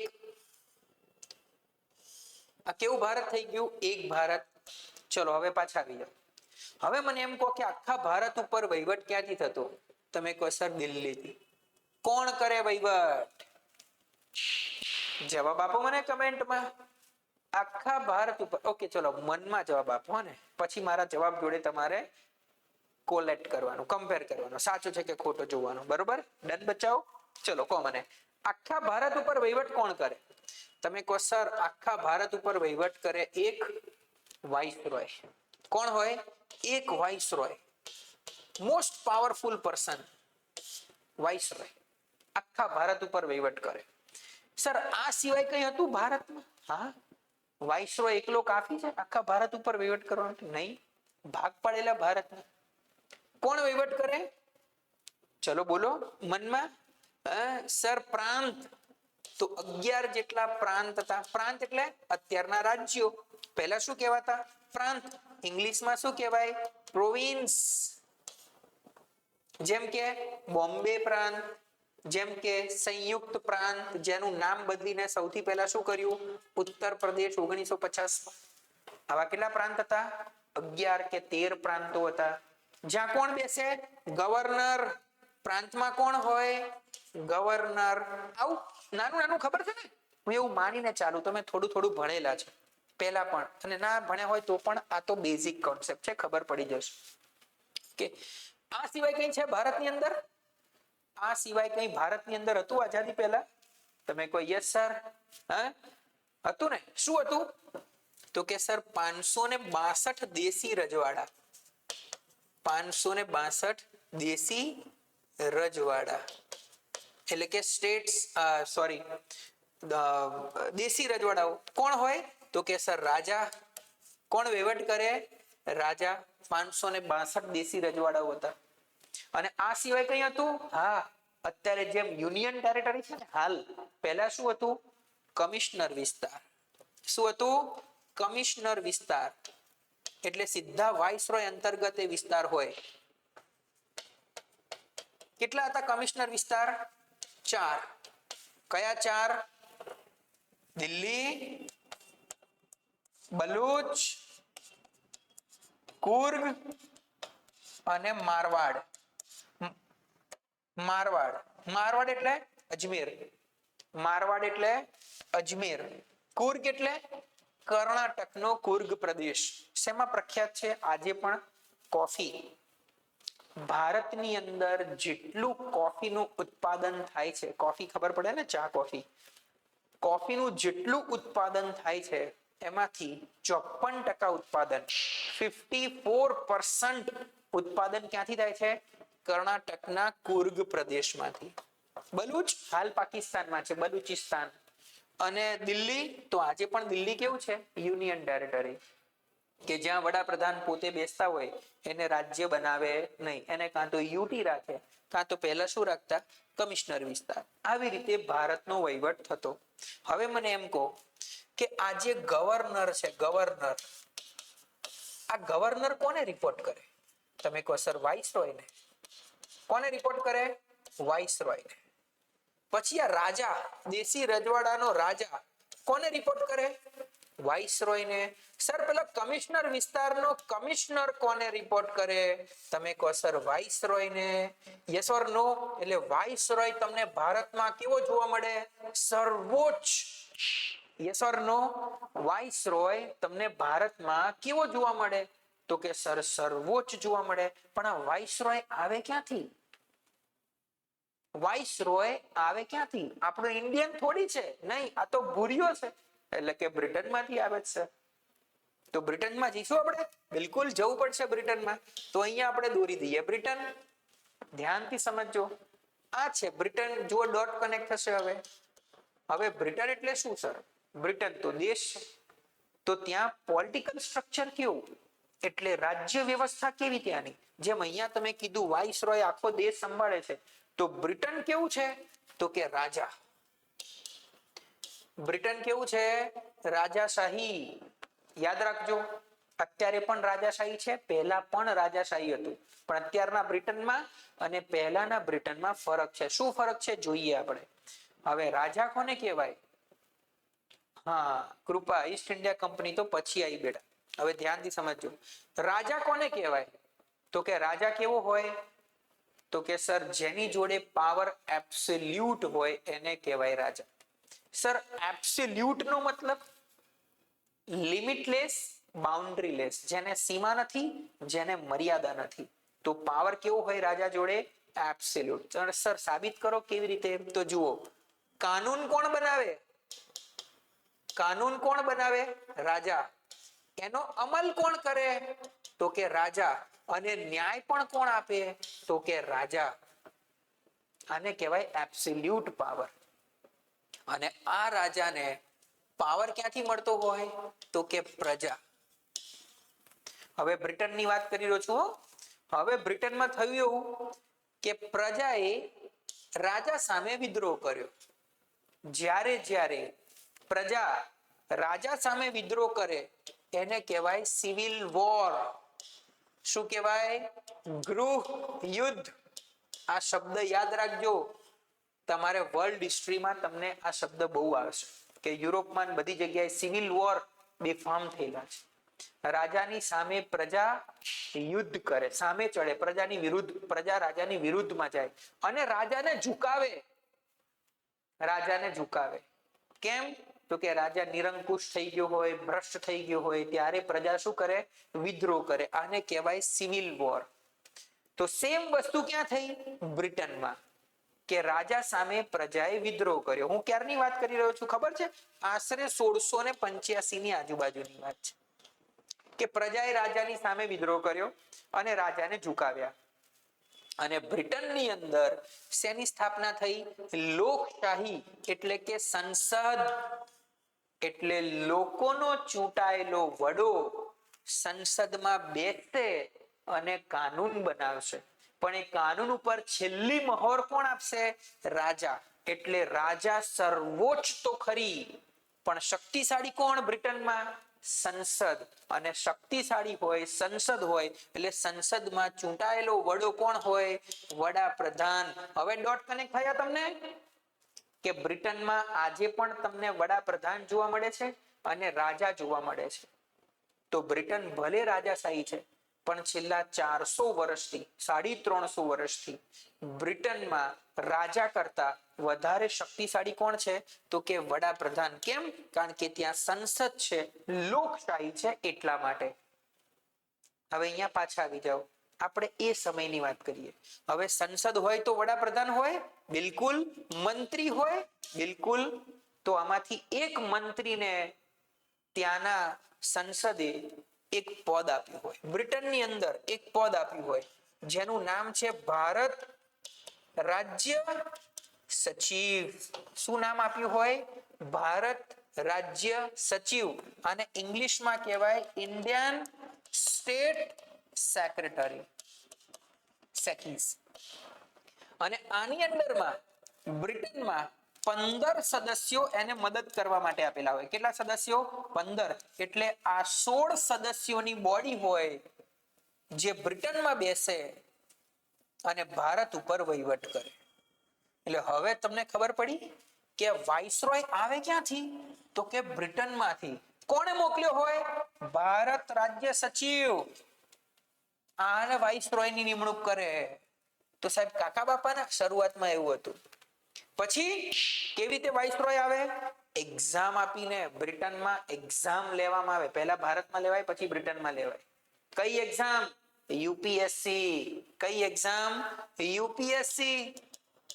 સર આપણી યુનિયન પબ્લિક સર્વિસ કમિશન, હા, જેનું પહેલા નામ શું હતું? ICS, Indian civil service. Indian civil service, simple. ICS, Indian civil service. ICS ની એક્ઝામ લેવાય. જેનો રેન્ક સારો હોય એને ઊંચું પદ આપવામાં આવે, પ્રમોટ થઈને વાઇસરોય બને. હવે ખબર પડી તમને ભારત રાજ્ય સચિવ કોણ છે? આ અંગ્રેજ જ છે, ત્યાંના પાર્લામેન્ટનો મંત્રી છે, બ્રિટનમાં બેસે છે, પોલિસી કોની ઉપર બનાવે છે? ભારત ઉપર. કોની ઉપર પોલિસી બનાવે છે? ભારત ઉપર. એટલે હવે તમે જુઓ ફરીથી, આ કમિશનર કોને રિપોર્ટ કરે? વાઇસરોય ને. રાજા કોને રિપોર્ટ કરે? વાઇસરોય ને. ગવર્નર કોને રિપોર્ટ કરે? વાઇસરોય ને. વાઇસરોય કોને રિપોર્ટ કરે? ભારત રાજ્ય સચિવ ને. અને ભારત રાજ્ય સચિવ કોને રિપોર્ટ કરે? British parliament. ત્યાં કાનૂન બને, એ કાનૂનનો અમલ કોણ કરાવડાવે? ભારત રાજ્ય સચિવ. કોના થ્રુ? Viceroy through. ક્યાં? ભારતમાં. આને કહેવાય ભારતનું પોલિટિકલ સ્ટ્રક્ચર. આઝાદી પહેલાનું. આઝાદી પહેલાનું પોલિટિકલ સ્ટ્રક્ચર ભારતની વાત છે. Simple, quite easy. બિલકુલ કોન્સેપ્ટ ક્લિયર? બિલકુલ ડન બચ્ચાઓ?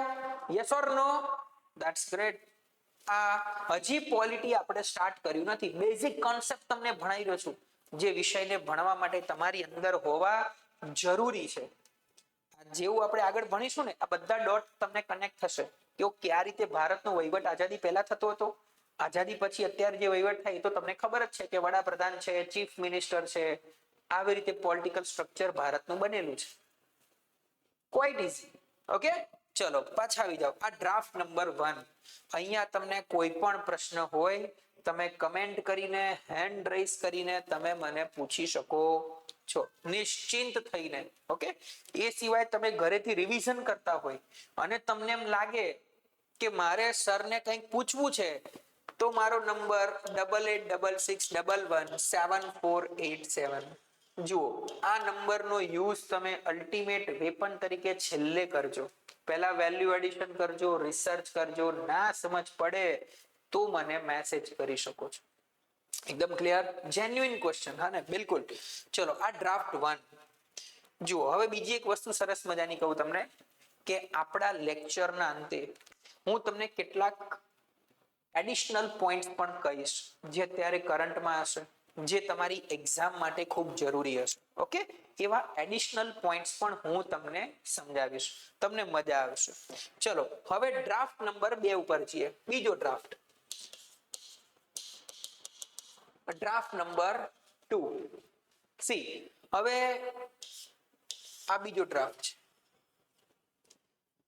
ઈસવીસન 1600 શું થયું વિશ્વની અંદર? ઈસ્ટ ઇન્ડિયા કંપનીની સ્થાપના. શેની સ્થાપના થઈ? ઈસ્ટ ઇન્ડિયા કંપનીની સ્થાપના થઈ. ઓકે, ક્યાં સુધી? ઓકે, શેના માટે થઈ? તો કે ભારત અને આ બાજુના દેશોમાં વેપાર કરવા માટે. કયો શબ્દ? ટ્રેડિંગ. ટ્રેડિંગ, વેપાર કરવા માટે. ભારતમાં ક્યારે આવ્યા? 1607, 1608 અલગ અલગ સુરતમાં અને માછલીપટ્ટમમાં કોઠીઓ સ્થાપી. પણ 1612 થી જહાંગીરે પરમિશન આપી કે ડન ભાઈ, તમે અહીંયા વેપાર, કયો શબ્દ? ટ્રેડિંગ, વેપાર કરી શકો. 1612 થી ભારતમાં વહીવટ કરવાની, વેપાર કરવાની શરૂઆત કરી. ક્યાં સુધી વેપાર કર્યો? 1857. ઈસ્ટ ઇન્ડિયા કંપનીએ 1612 થી 1857 ભારતમાં રહી. 1857 શું થયું? પ્રથમ સ્વાતંત્ર સંગ્રામ, વિપ્લવ, જેને આપણે પ્રેમથી શું કહીએ છીએ? વિપ્લવ. અને ઈસ્ટ ઇન્ડિયા કંપનીનું શાસન સમાપ્ત થઈ ગયું. કોનું શાસન ચાલુ થયું? બ્રિટિશ તાજ, એટલે કે બ્રિટિશ પાર્લામેન્ટ. પણ સંસદ વહીવટ બધો કોના નામે કરે? રાજાના નામે. જેમ આપણે મોદી બધો વહીવટ કોના નામે કરે છે? રાષ્ટ્રપતિના નામે. છેલ્લે મોહર કોની હોય, સહી કોની હોય? રાષ્ટ્રપતિની. પણ ખરો વહીવટ કોણ કરે? મોદી સરકાર. એવી જ રીતે બ્રિટનમાં આજે ખરો વહીવટ કોણ કરે? વડાપ્રધાન, એની સરકાર. પણ મોહર કોની લાગેલી હોય? રાજાની. તો બ્રિટિશ તાજનો વહીવટ શરૂ થયો. ક્યાં સુધી? તો કે ડન સર 1947. ત્યાંથી ભારત આઝાદ થયું. ભારત કેવું થયું? આઝાદ. આ તમે મોડર્ન હિસ્ટ્રીમાં ભણશો બધું ડિટેલમાં. મારે તમને ડ્રાફ્ટ કેમ ભણાવવાનો છે? કારણ કે આના પછી જે મારે તમને ટોપિક ભણાવવાનો છે બંધારણ સભા, એમાં તમે ડોટ કનેક્ટ કરી શકો એટલા માટે. શું કનેક્ટ કરી શકો? ડોટ કનેક્ટ કરી શકો એટલા માટે આ ડ્રાફ્ટ મારે તમને ભણાવવાનો છે. ઓકે, ચલો હવે અહીંયા ધ્યાનથી સમજજો બચ્ચાઓ. હવે બીજો એક પોઈન્ટ, તમે જુઓ ક્યારે વેપાર કરવાની શરૂ કરી? 1612 થી 1712, 1712 થી 1857, 1812 અને 1857. 1757, 150 વર્ષ સુધી તો એને ખાલી વેપાર કર્યો છે ભારતમાં. પછી અહીંની પરિસ્થિતિનો ફાયદો ઉઠાવીને રાજાઓ જોડે યુદ્ધ કર્યા અને વેપારની જોડે જોડે શું ચાલુ કર્યું? વિસ્તારવાદ, સામ્રાજ્યવાદ. બાકી પહેલા ઉદ્દેશ એમની આઈડિયોલોજી જ નથી કે આપણે અહીંયા રાજ કરીશું. પહેલા તો શું કરવા આવેલા? વેપાર કરવા માટે આવેલા. પણ ઇન બિટવીન 1857 પછી 1885 માં પણ એક ઘટના બને છે ભારતની અંદર. કઈ ઘટના? તમે કહેશો સર ઇન્ડિયન નેશનલ કોંગ્રેસની સ્થાપના. જે આજે છે ને કોંગ્રેસ, હા, એ કોંગ્રેસના પાયા ક્યારના સ્થપાયેલા છે? 1885. ભારતની સૌથી જૂની અને સૌથી મોટી પોલિટિકલ પાર્ટી, જેમાં ભારતના મોટા ભાગના લોકો અંદર ઇન્ક્લુડ હતા, ઇન્ડિયન નેશનલ કોંગ્રેસ. પછી તમને પ્રશ્ન થાય કેમ? સર આઝાદી મેળવવા? ઓબ્વિયસ નહીં. તમે એક વસ્તુ સમજો, આપણે એટલા સપ્રેસ્ડ હતા કે આઝાદી વિશે વિચારી પણ નતા શકતા. આપણે માની લીધેલું હતું કે અંગ્રેજો આપણી ઉપર છે અને આપણી ઉપર જ રહેવાના, અને આપણે એમ, એટલે આપણા સર્વે સર્વા અંગ્રેજો. અત્યારે તમને એવું લાગે, પણ પહેલા તો આ જ સિચ્યુએશન હતી. તો one kind of Ghulam, yes sir, slave, એવા રાખેલા અંગ્રેજોએ આપણને. તો અહીંયા તમને એવો પ્રશ્ન પૂછે કે ગુલામ કોને કહેવાય? કેટલો બેસિક ક્વેશ્ચન છે ને. ગુલામ કોને કહેવાય? સિમ્પલ, ગુલામ કોને કહેવાય? સમજો, તમને આવો પ્રશ્ન પૂછે ઇન્ટરવ્યુમાં કે who is slave, who are slave, ગુલામ કોને કહેવાય? તો તમે એમ કહેશો કે જે એની અંડરમાં હોય, મજૂરી કરાવે, વેટ કરાવે, ગુલામ કહેવાય. સ્પેસિફિક આન્સર આને ના કહેવાય. તો ગુલામ કોને કહેવાય? તો જેની વિચારધારા, વિચારધારા એટલે આઈડિયોલોજી શૂન્ય કરી નાખવામાં આવે, આને કહેવાય ગુલામ. આજે તમે વિચારી જ નથી શકવાના કે હું વડાપ્રધાન બની શકું, સીએમ બની શકું, કલેક્ટર બની શકું, તો તમે શું થઈ ગયા? ગુલામ. હવે તમે સમજો, આવા લોકો હતા ભારતમાં, અને બંધારણે તમને અધિકાર આપ્યો કે તમે વાણી અભિવ્યક્તિનો ઉપયોગ કરી શકો, સરકારનો વિરોધ કરી શકો, વડાપ્રધાન બની શકો, રાષ્ટ્રપતિ બની શકો. આનું મૂલ્ય હવે તમને મળે છે ને એટલે નથી. બાકી જ્યારે નતું મળતું ને ત્યારે આનું મૂલ્ય લોકોને સમજાતું હતું કે સ્વતંત્રતા કોને કહેવાય, જેના માટે લાખો કરોડો લોકોએ બલિદાન આપ્યા છે ભારતની અંદર. અત્યારે આપણી પાસે સ્વતંત્રતા છે, વાણી અભિવ્યક્તિ છે, એટલે આનું મૂલ્ય નથી સમજી શકાતું. બાકી જ્યારે આ વસ્તુ નથી ને ત્યારે આ વસ્તુનું મૂલ્ય લોકોને જણાતું હતું. This is a human tendency. આ મનુષ્યનું મગજ જ આવું છે, એટલે એનો એટીટ્યુડ જ આવો છે કે જે વસ્તુ એની પાસે હોય ને એનું મૂલ્ય ના હોય ને ક્યારે. ઓકે, ચલો પાછા આવી જાઓ. તો હવે સ્ટોરીને થોડી આગળ વધારીએ. હવે ધીરે ધીરે આપણી આઈડિયોલોજી ડેવલપ થઈ. કોંગ્રેસમાં નવા યુથ આવ્યા. હવે યુથ કેવું હોય? ઉગ્ર, નવું બ્લડ હોય. એ તો સીધું શું કે ના, એને બોમ્બ ફેંકો ને એસેમ્બલીમાં માની જશે.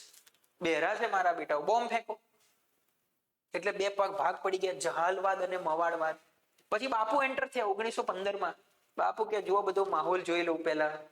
ચળવળ ચાલુ કરી, અસહકારનું આંદોલન, યસ ઓર નો.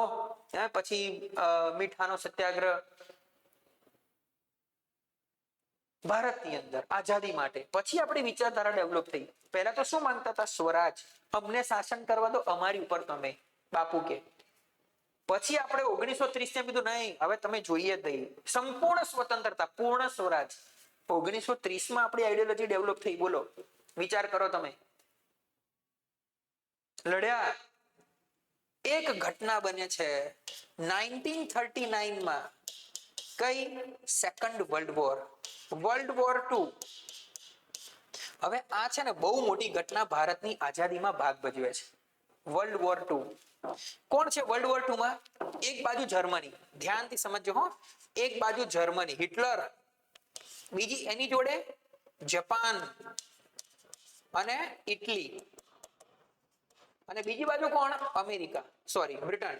મેઇન કોણ હતું? બ્રિટન અને ફ્રાન્સ. અમેરિકા તો પછી, બ્રિટન અને ફ્રાન્સ. આની જોડે કોણ જોડાયું પછી? અમેરિકા, રશિયા અને ચાઇના. આ મિત્ર રાજ્યો, બધા કેવા? મિત્ર, ફ્રેન્ડ્સ કન્ટ્રી. પણ શરૂઆત જેણે કરી જર્મનીએ. જર્મનીએ ફ્રાન્સ ઉપર ને યુરોપ ઉપર હુમલો કર્યો અને 80% યુરોપ તો જીતી લીધેલો.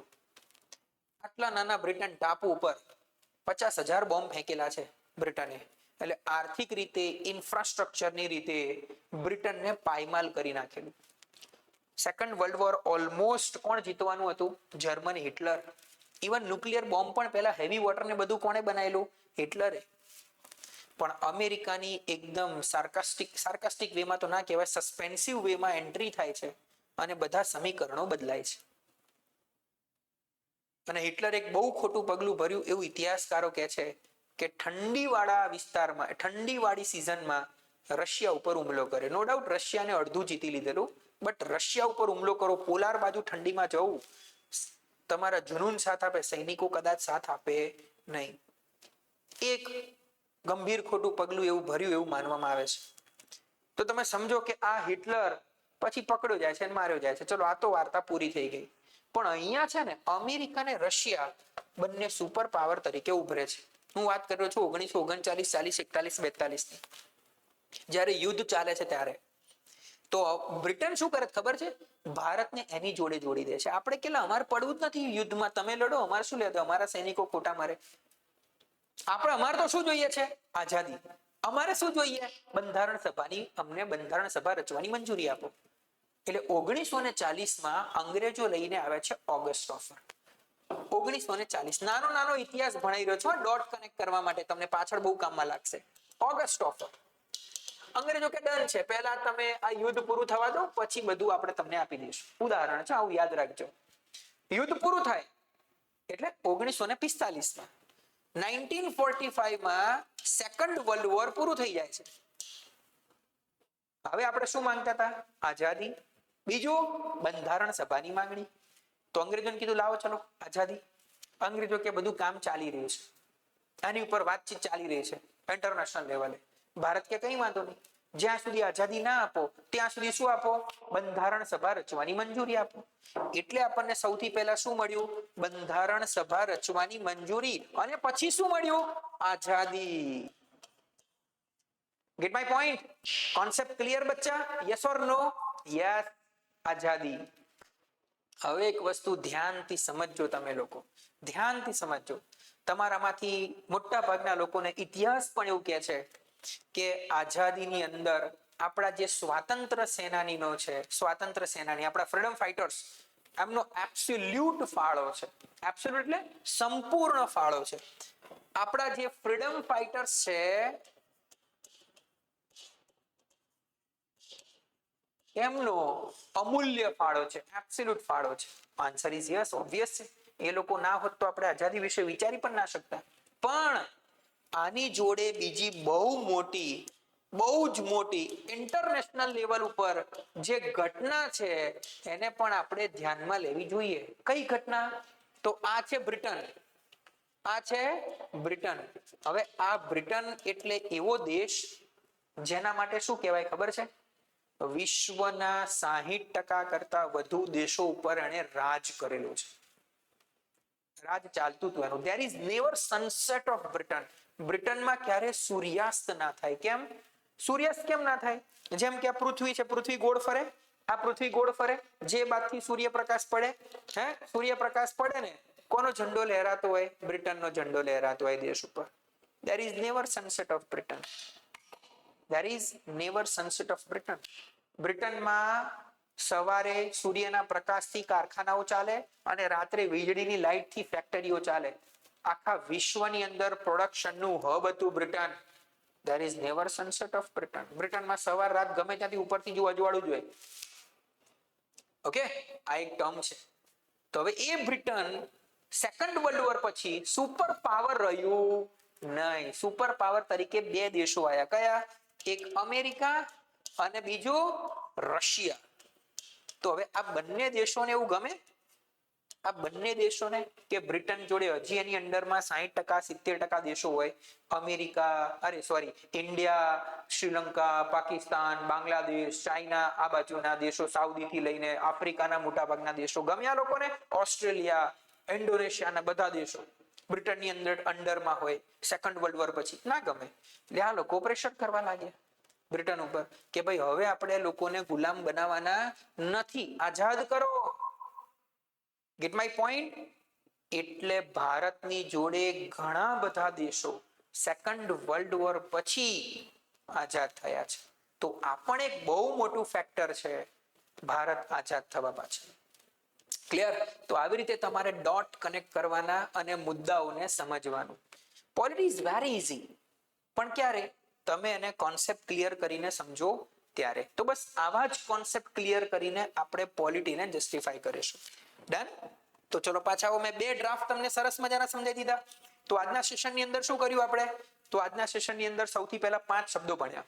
કયા 5 શબ્દો? Polity, constitution, policy, political science અને પોલિટિક્સ.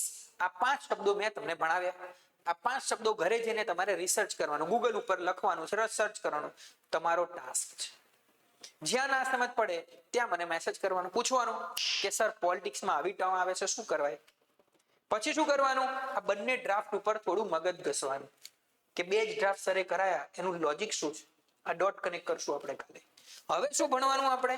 તો જુઓ, આપણે ભણીશું હવે બંધારણ સભા. તો કાલથી તો હું તમને બધા ઇન્ટ્રોડક્શન સેશન બતાવવાનો છું એડ્યુકેટરના. એટલે તમારે ઇન્ટ્રોડક્શન સેશન જોવાના. યુટ્યુબ ની અંદર પણ મળી રહેશે, આપણી એપ્લિકેશનમાં પણ મળી રહેશે. બરોબર છે? તમે જુઓ, એડ્યુકેટરને ઇન્ટ્રોડક્શન તરીકે ફીલ કરો કેવું ભણાઈ રહ્યા છે એડ્યુકેટર, અને પછી તમે અહીંયા એડમિનમાં રિસ્પોન્સ પણ આપી શકો. ઓકે બચ્ચાઓ? બધા બેસ્ટ વ્યક્તિઓ તમારી સામે મૂકેલા છે. એ આપણી પહેલેથી ક્વોલિટીઝ, એટલે તમે એને જોઈ શકો છો. તો હવે નેક્સ્ટ સેશન જ્યારે હું 15 કે 16 તારીખે સોમવારે નેક્સ્ટ મંડે હું આવીશ, ત્યારે બંધારણ સભાથી આપણે સ્ટાર્ટ કરીશું. ત્યાં સુધી આ સેશનને રિપીટેડલી તમારે રિવાઇઝ કરવાનું. ચલો હવે બીજો પોઈન્ટ. હવે હું તમને કેટલાક એડિશનલ પોઈન્ટ સમજાવું જે અત્યારે માર્કેટમાં ચાલતા હોય, જે હું જનરલી મારી બેચમાં કરતો હોઉં છું, બીજી બધી બેચોમાં જે રૂટીન ચાલે છે એ બધી બેચોમાં. તો એવા ટોપિક્સને આપણે જોઈશું જે કરંટની અંદર અત્યારે ચાલતા હોય છે. તો એક આ ટોપિક તમને લઉં, જેમ કે તમે નામ સાંભળ્યું હશે વિઝા. નામ સાંભળ્યું છે વિઝા? માસ્ટર, મેસ્ટ્રો, આવા નામ સાંભળ્યા છે? Visa, master, Maestro. હા, આ શું છે? તમારી પાસે કોઈ ક્રેડિટ કાર્ડ કે ડેબિટ કાર્ડ હશે ને, તો એમાં લખ્યું હશે, જુઓ આ માસ્ટર, આ મેસ્ટ્રો કાર્ડ છે. હા, આ નામ સાંભળ્યું છે? આ સિમ્બોલ જુઓ, દેખાય છે? હા, આવા ઘણા બધા સિમ્બોલ હશે. જુઓ વિઝા, આ શું લખ્યું છે? વિઝા. દેખાય છે? વિઝા. હા, આવા તમારી પાસે ઘણા બધા કાર્ડ હશે જેમાં સિમ્બોલ્સ લખેલા હશે. હને? Yes or no? ઓકે, શું છે આ? આ શું છે કહો તો મને? C, visa. આ શું છે? હા, આને શું કહેવાય? ત્યારે વિચાર્યું આવું કેમ છે સર? મારે તો બેંક કોટક છે, મારી તો આઈડીબીઆઈ છે, તો એની ઉપર આઈડીબીઆઈ નો લોગો હોવો જોઈએ ને. વિઝા તો કંપની છે અમેરિકાની, આનો લોગો કેમ છે? તો these are the payment gateways. શું છે આ? Payment gateway. Payment gateway. Payment gateway કોને કહેવાય? તો જો હું તમને સમજાવું, ધ્યાનથી સમજજો. કેટલાક અહીંયા કસ્ટમર લઈ લે આપણે, customer A, customer B, customer C, customer D, customer E. આ 5 ગ્રાહકો છે, 5 વ્યક્તિઓ છે. ઓકે, આની જોડે કોટક બેંકનું કાર્ડ છે, કોટક બેંકમાં એકાઉન્ટ છે, કોટકનું ડેબિટ ક્રેડિટ કાર્ડ છે. આનું બેંક ઓફ ઇન્ડિયાની અંદર એકાઉન્ટ છે, ડેબિટ ક્રેડિટ કાર્ડ છે. આનું તો કે HDFC ની અંદર છે. 5 બેંકો અલગ અલગ આપણે લઈ લઈએ, બેંક ઓફ બરોડા અને IDBI. હવે આ 5 કસ્ટમર શોપિંગ કરવા માટે જાય છે. ક્યાં આગળ? અહીંયા એડિડાસ ની શોપ છે. કઈ શોપ છે? એડિડાસ. હવે આ એડિડાસ ની શોપમાં આવે છે, પહેલો કોટક વાળો આવે છે, 10,000 રૂપિયાના શૂઝ ખરીદે છે કે કપડા ખરીદે છે એડિડાસમાં, અને કાર્ડ આપે છે. તો પેલો સ્વાઇપ મશીન લઈને આવશે? Answer is yes. કઈ બેંકનું હશે? તો કે કોટક બેંકનું નહીં, કોઈ પણ બેંકનું હોઈ શકે. 1 કે 2 સ્વાઇપ મશીન હોય વધુમાં વધુ. ઓકે, તો હવે સ્વાઇપ કરે એટલે પેલાના ખાતામાંથી પૈસા કોના ખાતામાં આવે? એડિડાસના એકાઉન્ટમાં. એડિડાસ કંપનીના એકાઉન્ટમાં પૈસા ટ્રાન્સફર થાય. આવું થતું હોય છે ને તમે કાર્ડ સ્વાઇપ કરાવો ત્યારે, હા કે ના? તો તમે જ્યારે કાર્ડ સ્વાઇપ કરાવો ત્યારે બેંકમાં પૈસા જે જાય છે તમારા ખાતામાંથી એના ખાતામાં, એ ખરેખર બેંક નથી આપતી. એ વખતે પેમેન્ટ કોણ કરે છે? આ કંપની કરે. This is called payment gateway. તમારા પેમેન્ટને એક સિક્યોર્ડ રસ્તો આપે. Gate my point? તમારા પેમેન્ટને એક સિક્યોર્ડ રસ્તો આપે. કેમ? કારણ કે તમે રાત્રે 12 વાગે પાનના ગલ્લા ઉપર કાર્ડ સ્વાઇપ કરો, બેંક ક્યાં ખુલ્લી હોય? તો આ શું કરી આપે? પેમેન્ટને એક સિક્યોર્ડ રસ્તો કરી આપે.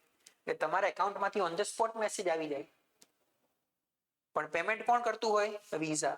અને પછી સેટલમેન્ટ કોણ જોડે કરે? બેંક જોડે, સાયકલ પ્રમાણે. Gate my point? તો સર આ બધી કંપની સર્વિસ પ્રોવાઇડર કહેવાય? યસ, સર્વિસ પ્રોવાઇડ કરે. Visa, master, Maestro. તો આના માટે શું કરે? ચાર્જીસ લે. ચાર્જ, પૈસા. કેટલો ચાર્જ લે? લગભગ 400 કરોડ રૂપિયા એક બેંકે એન્યુઅલી ચાર્જ લે આ સર્વિસ પ્રોવાઇડ કરવાનું. Get my point? તો this is called payment gateway. તો સર આવું આપણું નથી? આપણું પેમેન્ટ ગેટવે? યસ. તો ભારત ક્યારે હવે આ ફિલ્ડમાં આપણું પણ પેમેન્ટ ગેટવે હોવું જોઈએ. તો ભારતે પોતાનું પેમેન્ટ ગેટવે બનાવ્યું. કયું? તો કે રૂપે. તો રૂપે શું છે? પેમેન્ટ ગેટવે છે. રૂપે ભારત વિશ્વનો 6થો કે 7મો દેશ બન્યું જેને પોતાનું પેમેન્ટ ગેટવે છે. ચાઇનાનું પણ છે, યુનિયન પે. તો હવે વિઝાની જગ્યાએ તમને શું જોવા મળે છે? રૂપે, રૂપે કાર્ડ. આ રૂપે શું છે? પેમેન્ટ ગેટવે છે. તો રૂપે આપણી બેંકોને જઈને શું કે ભાઈ તમે 400 કરોડ પે કરો છો, 40% ઓફ ડિસ્કાઉન્ટ. ઘરનું છે ને, ભારતનું છે, ભારત સરકારે બહાર પાડેલું છે. તો તમને એવું લાગે કે સર ભારત સરકાર એટલે કયું મંત્રાલય? આર્થિક બાબત છે? તો કે સર નાણાં મંત્રાલય. પણ શું નિર્મલા સીતારામન મેડમ જોડે એટલો ટાઈમ હોય કે આને મેનેજ કરે? નહીં. તો નાણાં મંત્રાલય શું કર્યું હોય? એક સંસ્થા બનાવી હોય. કઈ સંસ્થા? તો આ કંપનીનું નામ છે NPCI, national payment corporation of India. શું કરે? રૂપે કાર્ડને મેનેજ કરે. શેને મેનેજ કરે? આ રૂપે કાર્ડને મેનેજ કરે. Simple concept clear? આવી રીતે કોન્સેપ્ટ ક્લિયર કરવાનો. તો હવે ખબર પડી ગઈ ને રૂપે શું છે? પેમેન્ટ ગેટવે છે. ચલો હવે મને એમ કહો કે લંડનમાં તમે જાઓ, પેપે જીન્સના શોરૂમમાં જાઓ અને રૂપે કાર્ડ સ્વાઇપ કરાવો, થશે કે નહીં થાય? ના થાય સર, એ તો ભારતમાં જ થાય. તો રૂપે કાર્ડ નેશનલ કે ઇન્ટરનેશનલ? તમે કહો સર નેશનલ, એટલે રાષ્ટ્રીય લેવલ ઉપર છે. પણ તમે અવારનવાર ન્યૂઝ જુઓ અને ન્યૂઝમાં વાંચો છો કે રૂપે કાર્ડ મોદી સરકારે સાઉદી અરેબિયામાં લોન્ચ કર્યું, સિંગાપોરમાં લોન્ચ કર્યું, ભૂતાનમાં લોન્ચ કર્યું, બાંગ્લાદેશમાં લોન્ચ કર્યું, મોટાભાગના દેશોમાં લોન્ચ કર્યું છે. તો હવે રૂપે કાર્ડ નેશનલ કે ઇન્ટરનેશનલ? તો કે સર ઇન્ટરનેશનલ, આંતરરાષ્ટ્રીય. સિમ્પલ, આટલું ઈઝી છે. ડોટ કનેક્ટ થવા જોઈએ, કોન્સેપ્ટ ક્લિયર થવો જોઈએ. તો હવે ઘેરથી શું વંચાય? NPCI શું છે? બીજો પ્રશ્ન શું થવો જોઈએ? રૂપેની જોડે જોડે બીજી કઈ સર્વિસ આને લોન્ચ કરેલી છે? તો આવા જ્યારે તમે રિસર્ચ કરશો આને કહેવાય ઇન્ફોર્મેશન ટુ નોલેજ. એને એક્ઝામમાં એપ્લાય કરો, ક્વેશ્ચનનો આન્સર સાચો પડે, that is called wisdom. Thank you બચ્ચાઓ. તો કાલે મળી રહ્યા છે. કાલે કોનો ડેમો સેશન છે? Introduction session. કાલે રીઝનિંગ. કાલે કોનું સેશન છે? રીઝનિંગ. પછી કન્ટિન્યુઅસ નેક્સ્ટ સુધી તમને રેગ્યુલર સ્કેડ્યુલ એડમિન માંથી તમે લઈ લેજો ડેમોનું, અને તમને મળી પણ જશે. ઓકે, તો આજનું સેશન અહીંયા સુધી રાખીએ. ઓકે, આઈ હોપ તમને મજા આવી હશે. જો તમને એમ લાગે કે બેસ્ટ વસ્તુ છે અનુભવી લોકો, નવા બચ્ચાઓને તો જે ભણાવ્યું એ બધું એમના માટે તો ઓકે જ છે, પણ જે અનુભવી લોકો છે, જે ઓલરેડી ભણી ચૂક્યા છે અને એ લોકો જોઈ રહ્યા છે, અને તમને એમ લાગે કે એક્સ્ટ્રાઓર્ડિનરી કન્ટેન્ટ છે, તો તમારા ગ્રુપની અંદર કે તમારા બીજા વિદ્યાર્થી મિત્રોને પણ શેર કરવાની એક વિનંતી છે, અપીલ છે કે સારી વસ્તુ બધાને મળવી જોઈએ, એવો મારો ઉદ્દેશ પણ છે. ઓકે, તો આજનું સેશન હું અહીંયા સુધી રાખું. તમને કોઈ પણ ક્વેશ્ચન હોય તમે એડમિન ડિપાર્ટમેન્ટને મારા સુધી પહોંચી શકો છો. Okay, take care, C you tomorrow. Bye bye. આવજો બચ્ચાઓ.